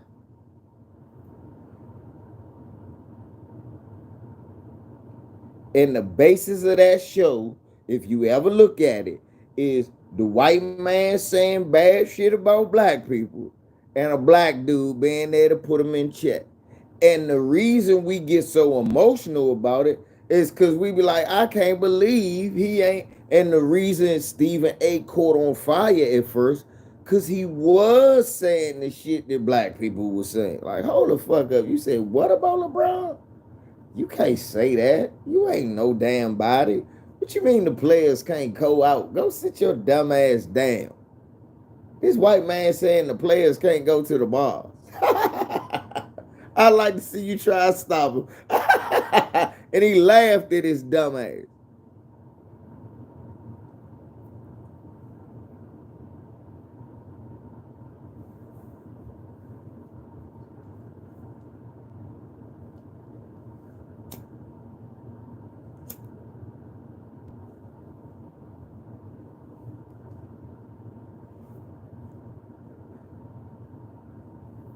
So it was the white guy being able to finally say what he wanted to say about black athletes.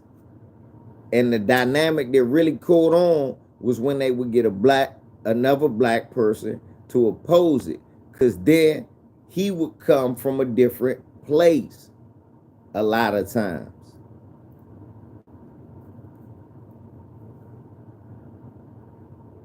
A lot of these niggas don't know psychology from a hole in their head. A lot of that shit ain't just. That's why so many black men watch. It ain't just, oh, they at home and they unemployed. No, it's a lot of shit on TV. They at home unemployed. Oh, it's about sports. So niggas call their family and talk about sports and get the same kind of debate. This dynamic is, it just so happened to be a white man saying a whole bunch of off-code racist shit about black people. And then you get this visual of this black man putting them in check. And you're like, yeah, I like this. It feeds something in you. It gives you a sense of, okay, all right, yeah. It do. I have to admit, when I first saw it, it did that for me.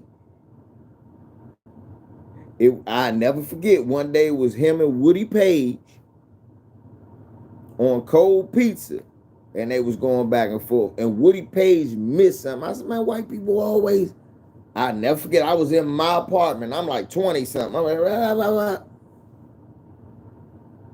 Then one day Stephen A. popped on. Yeah, see, I don't forget shit. Then once I know how I get hooked on shit. I don't just get hooked. I remember my first time smoking weed. I know how I get hooked on shit. First piece of ass, I remember that too. First shot of that for JJ. Gotta remember that. Anyway, look. Been hooked on pussy ever since. Anyway. Anyway. So so I'm watching and Woody Page had missed something. And then one day they had Stephen A on.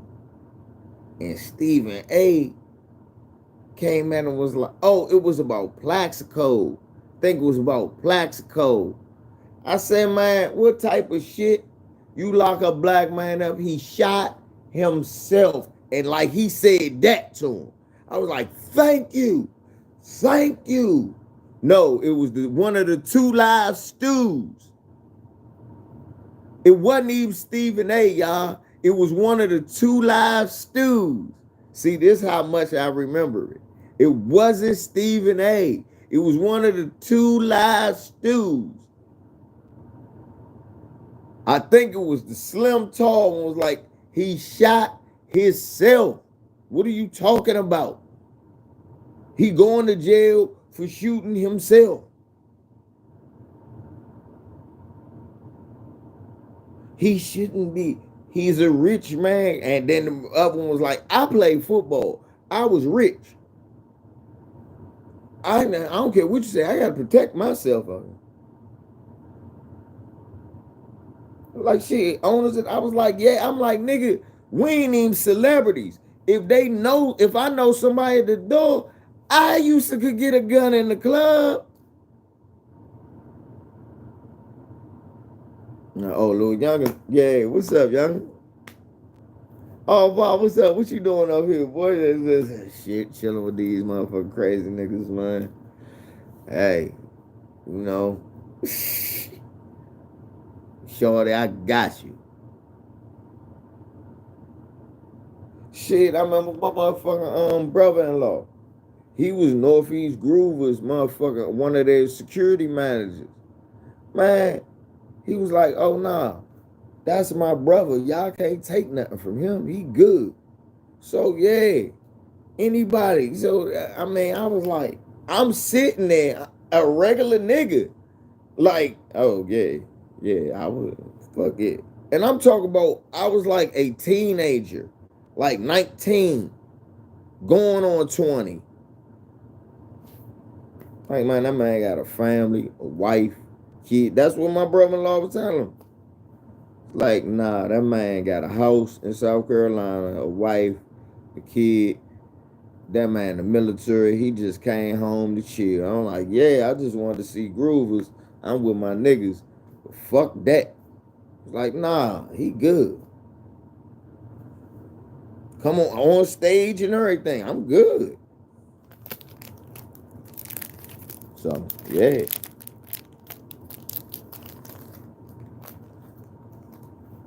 I came home on leave. I used to have fun when I come home on leave.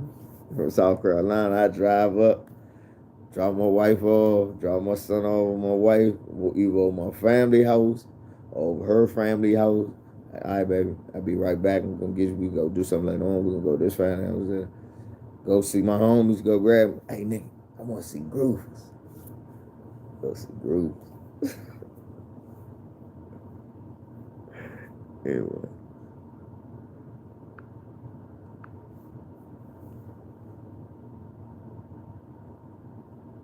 So I looked at that dynamic and them putting this white man in his place, and it fed something in me. So the next day, oh, Shaw Air Force Base, something, South Carolina. Anyway, it fed something in me, and I started watching that shit more. Wait for it and be certain topics that I cared more about. Then after a while, I just started noticing the script and the way I was like, hold up, man. And then at first, because I'm not a LeBron James.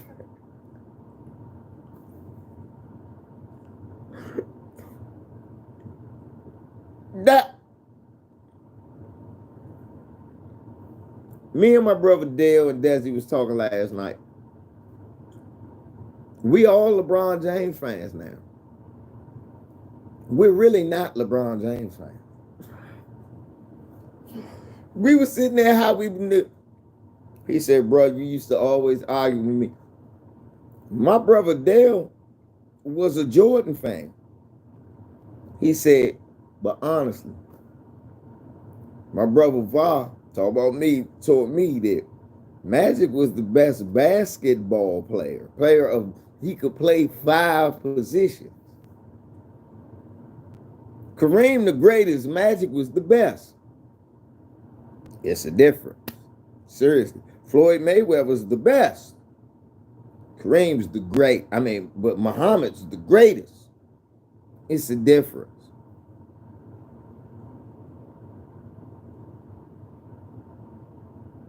And you had the greatest player and the best player. Hard to beat.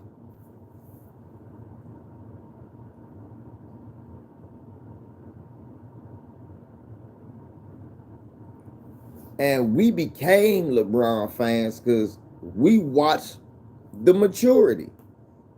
All that goofy shit Ticket talking about, he skipped steps.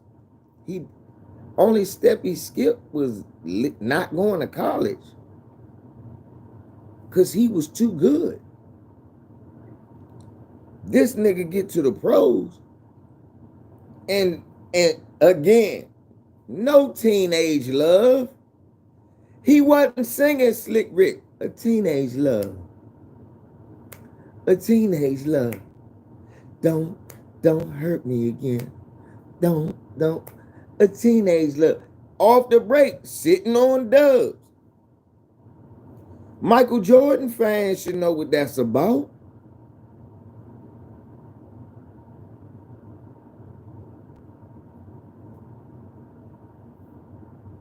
Because Michael Jordan did the same thing. Come out sitting on dubs.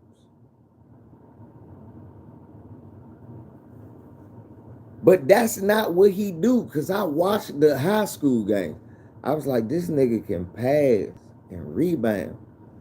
This nigga doing it all. And he's scoring at a clip close to Jordan.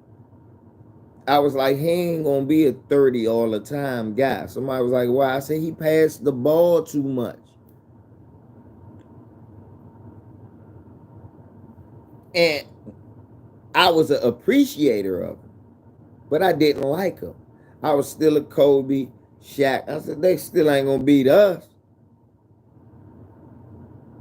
And I watched them progress and take Cleveland from the last time they was good, Mark Price and Ron Harper was there, to, hey, nigga, you better be scared of Cleveland.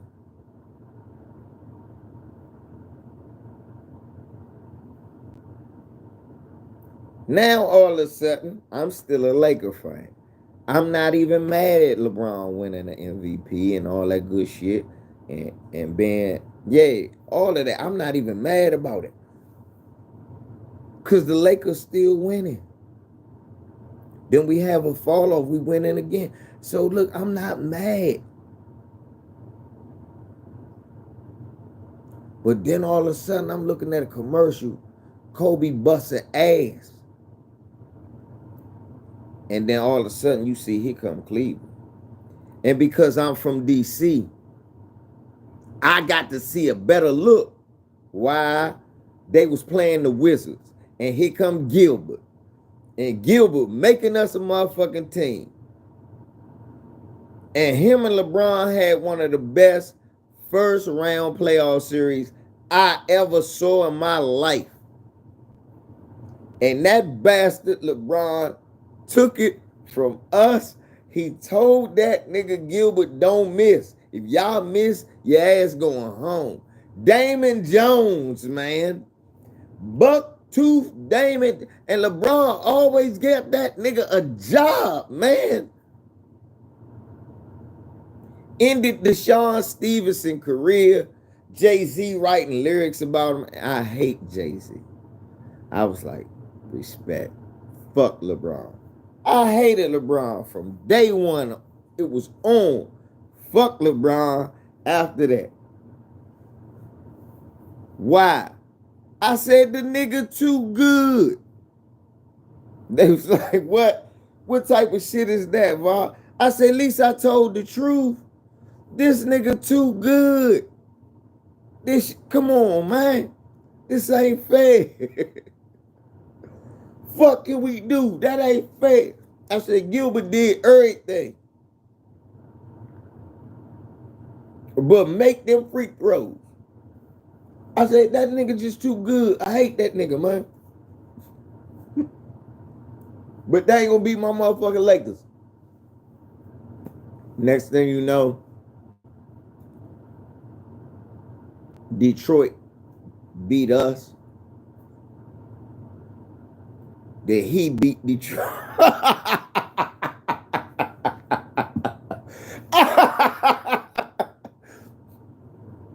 This nigga beat Detroit by himself.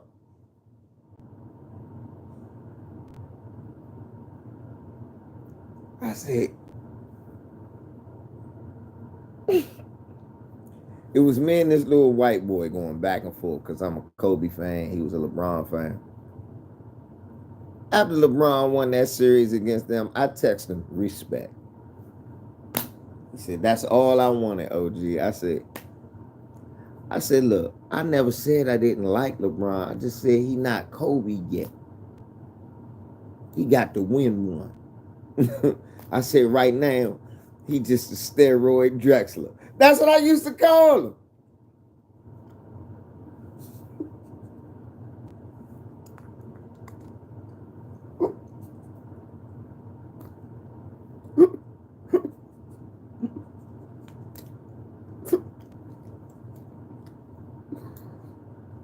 I used to call him steroid Drexler. He started laughing like shit. I said, this nigga's a steroid Clyde the Glide. That's who the fuck he is.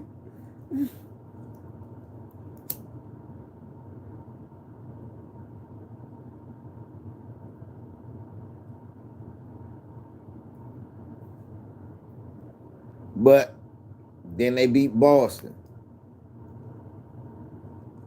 Yep.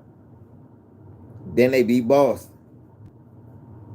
And they went up against San Antonio. And look, when that shit happened to him with San Antonio, the first thing I said was, damn, Drew Gooden and LeBron James ain't enough to beat San Antonio. I know.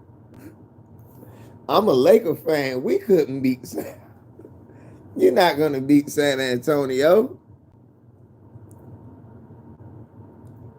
When he said he was going to Miami, I was psyched.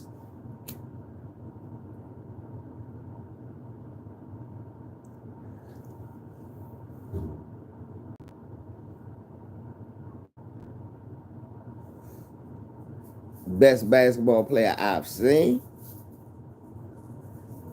Because the greatest basketball player is Kareem Abdul-Jabbar. Hmm?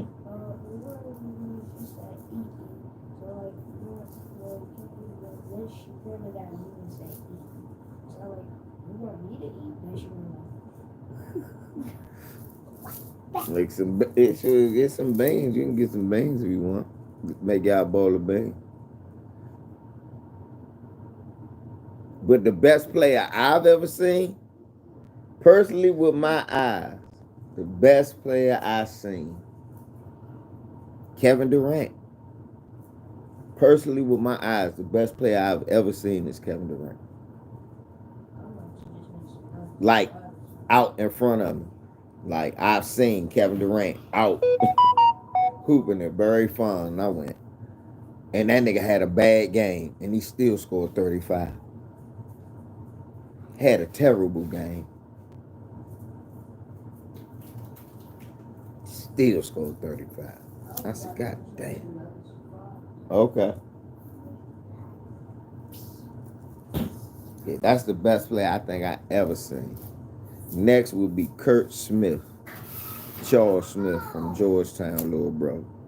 Kurt Smith. It was just too easy for this nigga. It's just too easy for this nigga. But the greatest NBA player, best player I got to see, I will always tell my kids I got to see Kareem. LeBron about to pass. Nigga. Who, DeMar? Hold up. DeMar used to, yeah, but DeMar used to play down here with my cousin Bobby. Bobby used to cook DeMar ass. Bobby used to cook DeMar ass. My cousin Bobby Smith.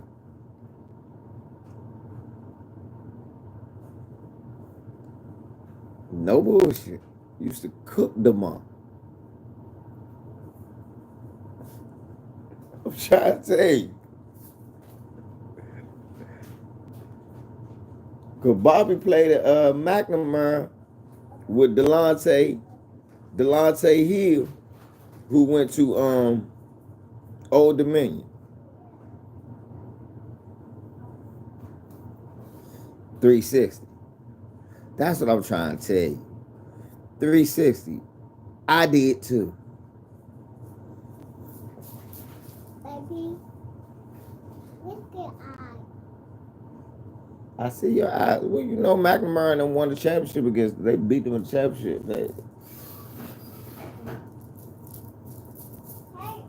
Around the city, man. Around the city, you gotta understand that. Around the city, out there in Annapolis and shit, was where niggas would go when they would cherry pick you from out the city. Cause they knew if you played in the city, you gotta go through the rigors and all. You would go from a 5-star to a 3-star in the inner city in DC. Know me. I'm doing something. I know you want to chill with me. Give me a second.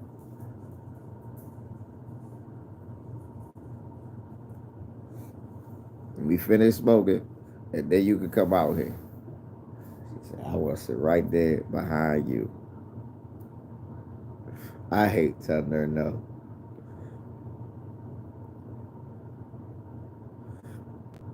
Chris Bosh, you so Bosh?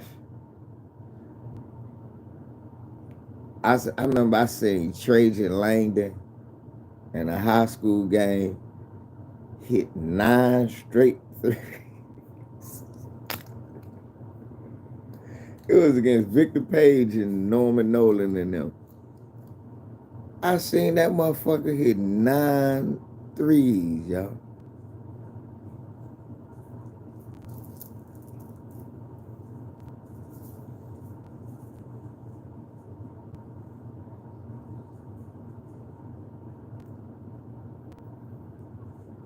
And Toby Bailey, before he went to UCLA and won that motherfucking championship. I remember I seen Mushi Norris score 74 at the Urban Coalition.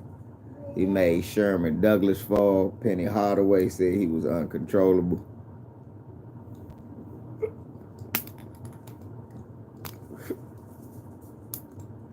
All types of weird shit. But back to 360 King. 360 King, my dad said Kareem Abdul-Jabbar.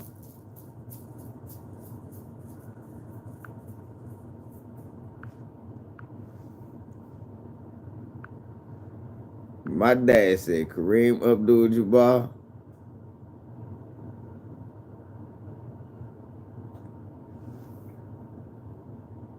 would literally, be like Giannis, just coming up the court, dunking on niggas. Or you get them in the post, and Kareem will fuck you up. Now, y'all explain to me how that person is hid, but they still came up on the screen.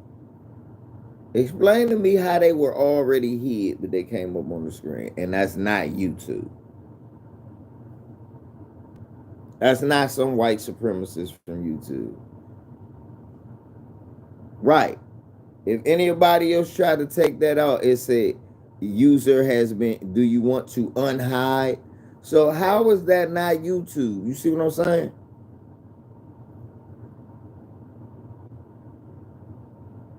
How is that not some YouTube races? Or it might be a Russian hacker. I do be having like 2 or 3 of them.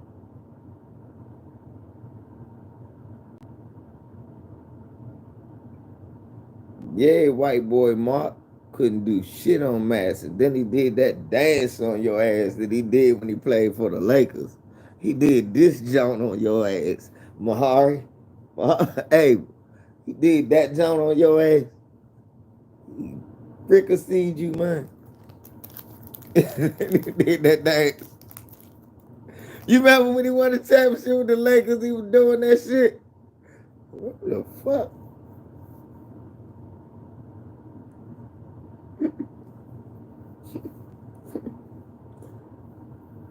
Mark Madison. Abel was out there bullshitting and shit. Abel was out there bullshitting and shit out there. Mark Madison was putting that ass bone on Abel.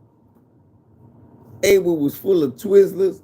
That white boy was full of casserole. He just backing Abel ass down.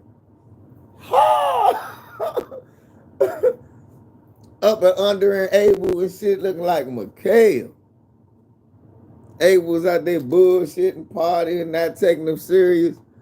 Abel, you can't do that. I hate to say it, Abel, that's because you was non-FBA.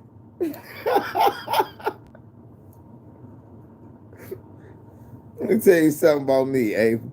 I don't care who he is. I'ma file out for a white boy dog me. I used to play against this big white dude every day at Air Force named Dave Messelfeld. This motherfucker 6'6". I'm 6 even. Man, nobody could beat him but me. Smitty can beat me. I don't know how this little guy can beat me. Fuck, he's so fucking quick. And he can jump high as hell. His big ass, he beat me. But all that bullying me, he was shooting jumpers on me. He's like, I can't back this motherfucker down. I get right up in this shit. Oh, back me down.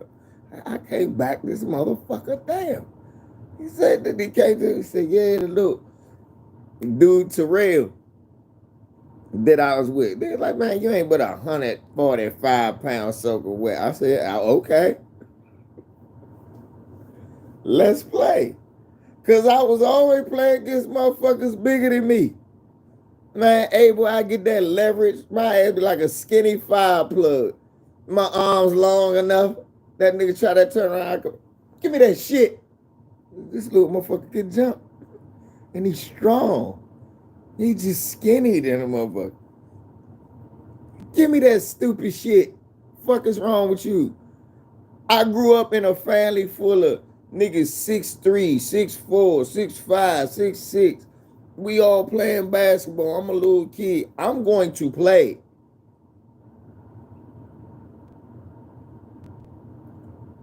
And my uncle was like, oh shit, my nephew got hot. I'm gonna show him how to play. But he taught me how to play like a big man first. No bullshit. He taught me all post moves first. And I love that shit. Because I figured, hey, if I'm going to score, I need to get close to the basket. That's why I used to like Magic. Magic will back you down. Niggas be like, God damn. Nigga Visa be backing niggas down. Ain't nothing you can do. For real, my first favorite shots was jump hooks. And I learned how to hit them motherfuckers from all the way around.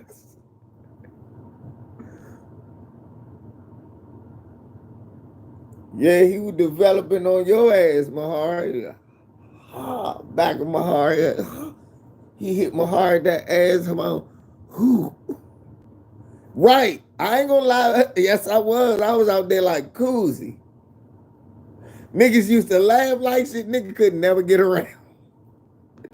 Look, Soon as you do that, I'll spin one way, go to the basket, lay it up. That's no bullshit. When I was a younger, serious, motherfuckers was like, I see kids going through their leg. My uncle never worked on that with me. Triple threats and shit, all of that.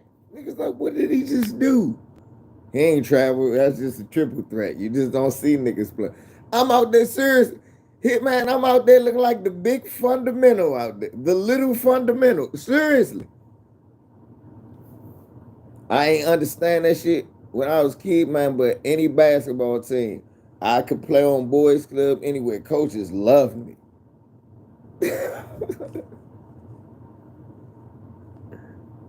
Yeah, see my heart. And that's what I'm telling you. My uncle had taught me all them fundamentals early, man. Slim. You know, I'm like 7, 8. I'm playing like he said, I'm playing like Koozie out there. Like unsailed. Boxing nigga. Man. And the older I got, you know, when the game changed, niggas want to cross over, back. But that's still part of my scoring. So yeah, I could do that, but I only want to do that enough to get to a scoring joint. Man, I used to get in fights at the basketball court. My man, don't hit me like that no more. Like, what you talking about? I'm playing basketball. Cause my uncle told me, hey, look, you shield yourself with that. Go up, boom. He shouldn't catch nothing but your body. And you spring off of that. Niggas be like, man, this nigga hit you with a move, bow you, push you out the way. And, like, yep, you couldn't stop the shit. He's like, and you couldn't get mad, because then after a while, niggas was like, damn, this nigga just had moves. I mean, for real, low post move. My Uncle John was a big man. You don't know no better. So now you just adding that shit. You like, that's why people like Kyrie scored in the paint. I'm like, yeah, every guard used to have to do that though. Back in the day, a guard had to know how to score in the paint if he was gonna score. Gary Payton, back to the basket. Kid, back to the basket. You had to be even Isaiah had moves in the with his back to the basket. This was little shit. It was little shit. That's why old coaches always talked about fundamentals, because fundamentals work. If you use fundamentals, you can play basketball.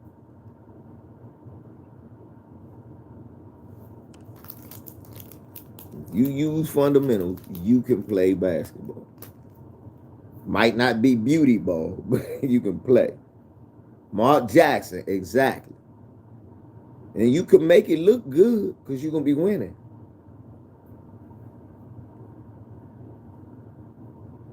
What's up? I really hoop. Yeah. That shit used to be fun though.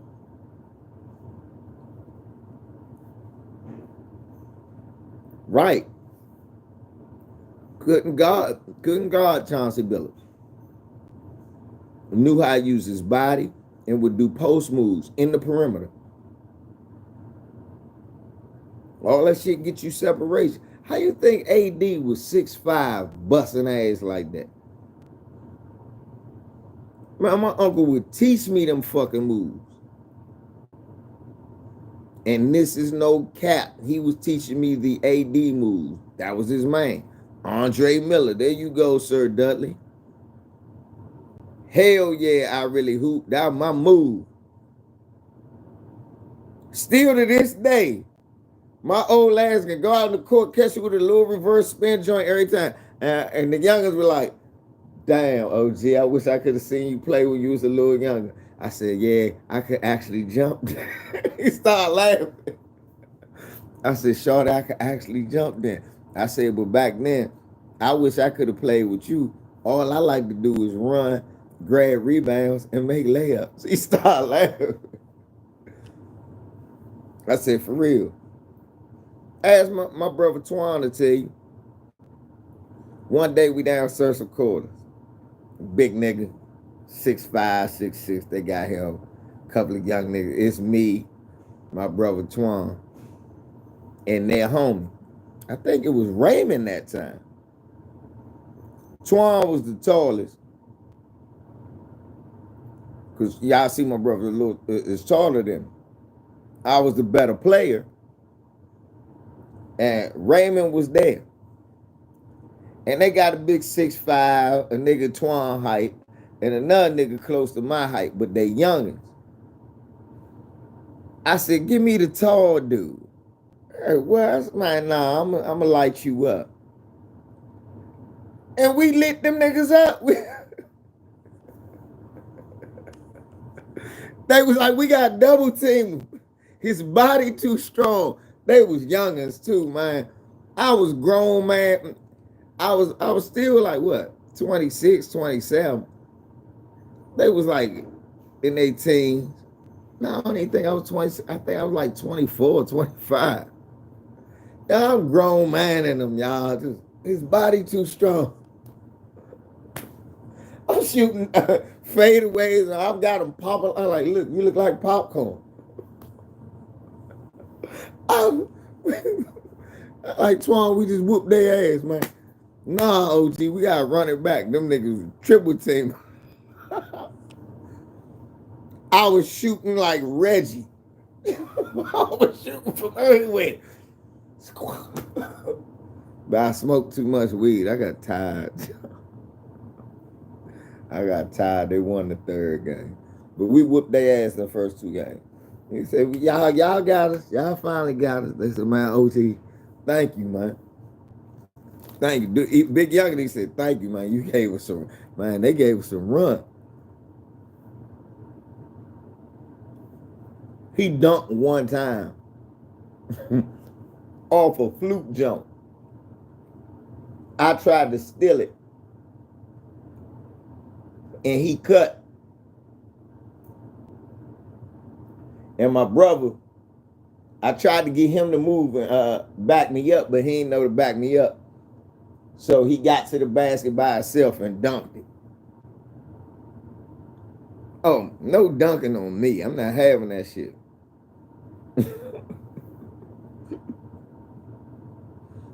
Yeah, I tried to steal a joint. And he went by me and dunked. That was the only dunk he got. Now my brother said, nigga, you like Shaq? I said, nah, I'm like Shaq. He just tall. I said, I'm like Shaq. He just tall. Body in his big ass. But he didn't know. I'm like, damn, this little motherfucker is shorter than me. And the leverage was killing him, Bert. I was boxing this thing out. I'm getting right there in his hips. He can't jump. I'm sitting on this nigga knees, boxed out like a chair. I'm sitting on this nigga knee. This nigga like, man. So now he turned his back to me. I got you now. How the fuck you gonna rebound? We back to back. Now y'all, man, I was like, man, y'all youngsters don't know how to play no basketball for real. That's why I love Chris Paul, man. Chris Paul used all the tricks. Niggas be like, why can't niggas back down Chris Paul? Y'all niggas talk about LeBron backing down Jason Terry. I said, y'all think that shit easy for real? Okay. I like to see you try to back down Jason Terry. He's 6'8", 260. Exactly. Jason Terry like 6'2". I know. He right underneath his ass. He like, damn, if I dribble the ball, this motherfucker might take it. He thinking. This nigga in his kneecaps. Y'all niggas have no idea. Y'all think that shit easy. No, it ain't. You just shorter. Y'all think about it. Michael Jordan was lighting the Phoenix Suns up. Then they put Kevin Johnson on them to give him a harder time. Michael Jordan started doing that turnaround. He had to use his height. He could not get around KJ like that. He couldn't back him down. So he had to make a shoulder fake and get enough separation because KJ was still athletic enough to be in his airspace. Y'all go watch that Phoenix Suns joint and learn something. Right. Keep thinking that shit easy. And you could do it too. Any last one of y'all, anybody that's my height, 6'2", go against a nigga 6'7", and you like, I ain't got no chance. Then you put that shoulder in him. First thing I think, I'm gonna root this nigga so far away from the back. That's all I be thinking. I've always been like that. But if you paying attention, you can root that nigga all the way out there.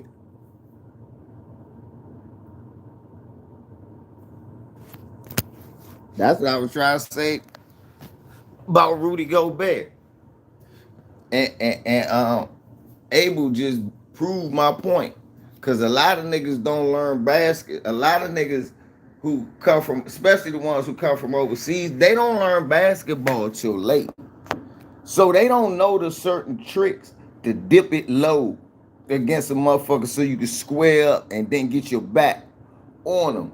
Because if your back is on me like this, as tall as you are, if you dip low enough, you can get your back where it hit me right here. It ain't nothing I can do. All I see is your back. Then now when you turn around and jump, I can't even jump. That's some good big man shit. Hey. What about the Macho Man? You said something about the Macho Man.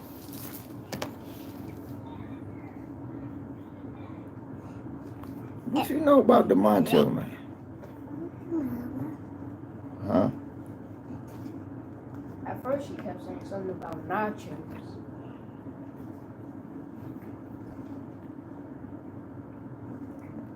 But yeah, little big man shit. Again, you got to get a little bit. When that little man on you, get just crouch a little bit lower to get your back in his face. Then you could bump him, man. That motherfucker. You look like a bobblehead. You got some strong motherfuckers though. Some of them we ain't gonna go nowhere, but shit, we just beating just to get yourself some rhythm.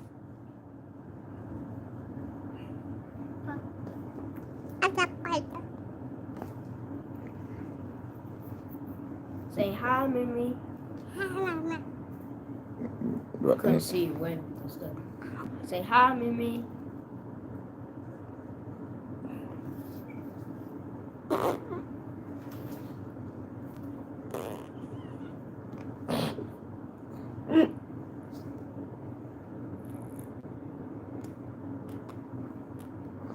What are you doing?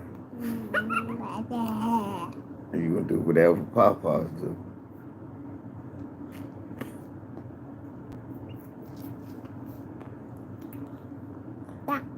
Yeah. Cha! Cha! What I think? Cha! Cha!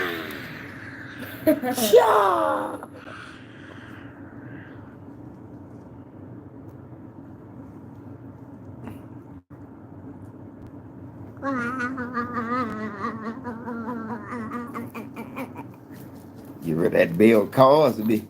That Cosby leg. That Cosby leg.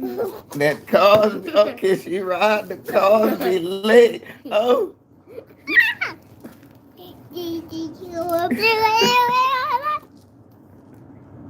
Give that Bill Cosby. Remember that episode where Bill was bouncing the kids? That was my shit. Niggas hate on Bill, man. Shouts out to Bill, man. Shouts out to Bill Cosby, man. Making the world a better place, man. Niggas always want to talk bad about Bill Cosby. I don't want to hear that shit. You want to go outside? It looks like it's about to rain, but I don't care. I'm just out going on the porch. Go put your shoes on, put some pants on. Matter of fact, you can put your little slippers on so you have your toes out.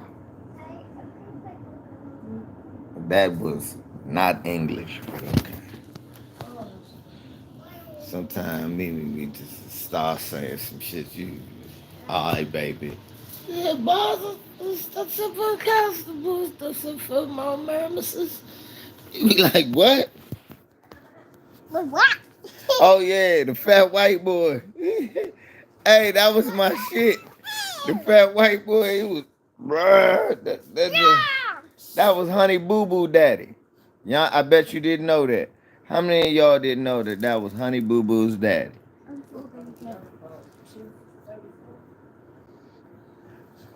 Yeah, that was Honey Boo Boo's daddy. That's who that was. A lot of people didn't know that. LVZ.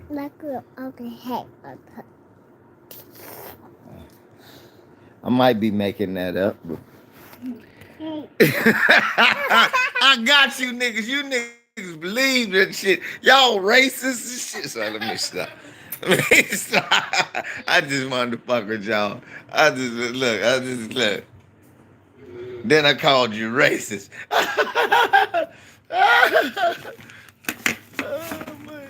I think that was a good one. I ain't like that one.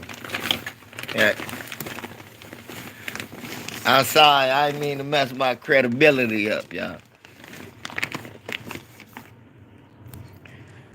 I didn't mean to mess up my credibility. Nah, but yeah, I just said that shit because it sounded like some funny shit. But yeah, I'm not a fraud. That was just a joke. Just a jokey, little jokey joke. You see how quick I cleared it up? Huh? I mean, you know, that's how life be sometime, baby. I know your mama's gonna be mad. I don't even think I lost me. It could have been your damn father. He ain't brought back nothing that I said. Could have been your father. He is yet to bring back shit that I sent every time I send something. All the shit don't come back. It be something else, man. I'm sorry, OG. I lost her bonnet. He told me he lost it. I said, don't worry about it. I think she lost her earring in that bonnet. And then her mother talk. Then Nia will talk about her mother wanted to say something to me about the earring. I said, I just spent $1,000 to take her and Jabari to Philadelphia and Sesame Place. Tell her please don't say nothing to me about no goddamn. Tell her please don't. A couple of beads. She lose 5 a day.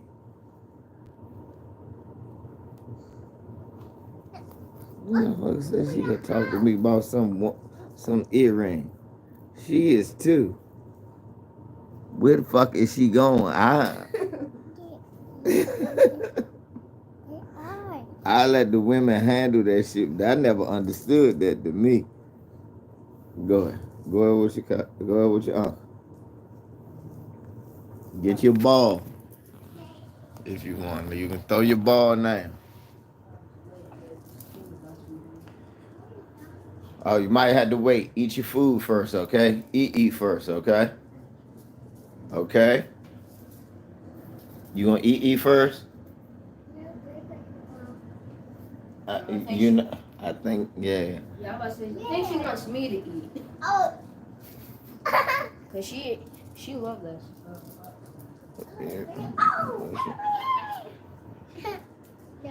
Elma.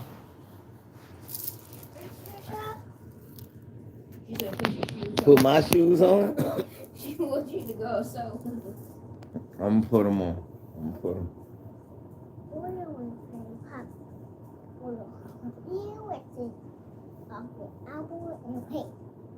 You gonna get Elmo and play? Oh, what is this? What's up with what? You won't. I understand some of what she be saying. It's not all of it. Like right there, she said, "Ugh, what's up with this?" I don't know if y'all heard.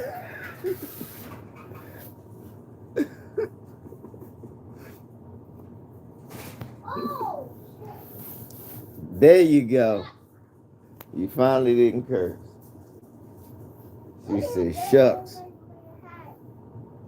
You said "shucks" at that time.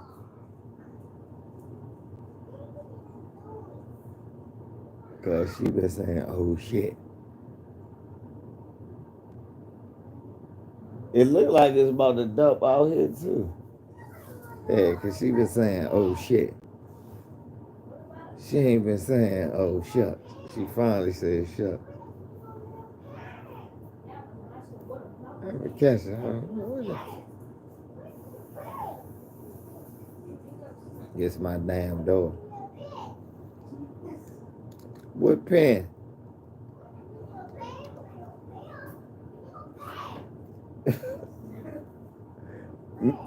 Mimi, what are you talking about? Huh? He getting some food. Go pan? What the way you did this?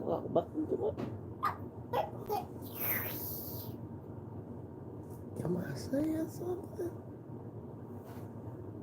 What?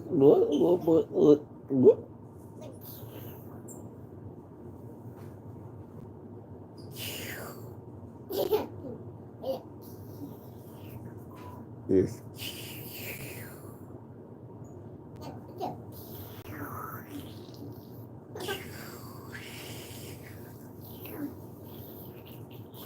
Am I doing it right? Whatever she's asking me to do. She like it like this. She might be crazy. We should talk about the food.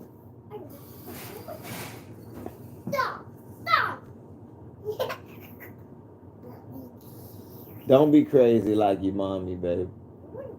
Don't be crazy. Okay? Thank you. She said, okay. It's a good girl.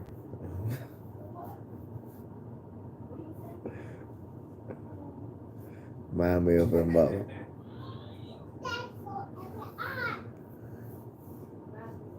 You crazy, my damn daughter. My daughter's like that. And all new. Too much for me. She need a damn nap. Go to sleep. She thanking me for being her uncle.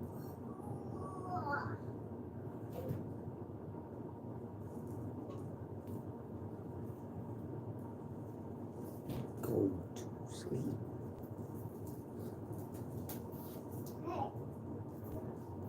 She crazy.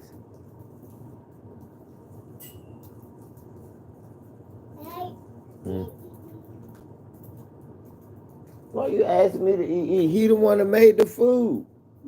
Ask him. Ask your uncle. Say, Barry, I want to eat.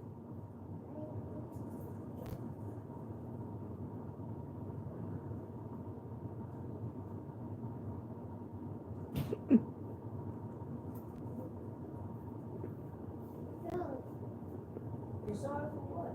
What you sorry for?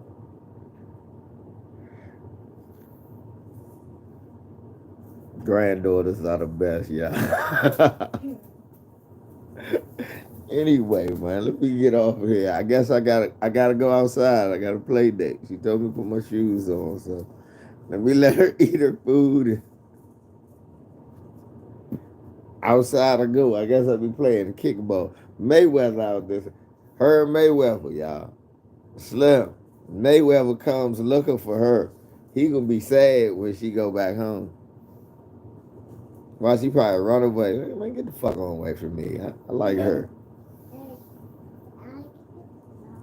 For real, because he been running from me until he seen her. And then he'll let me touch her, so she let me touch him. So he she could come out there and touch her. Then he just lay down and look at her. And she be grabbing by the head and shit. And just, he don't do nothing. Crazy. All right, fam. Thank y'all, man, for tuning in, and man, we need. Oh, and that lady who let her child have cotton put in her head. What type of coon shit are you on, bitch? Get the hell on out of here, LVC, man. And fuck some peanuts and cracker jacks, Peckerwood.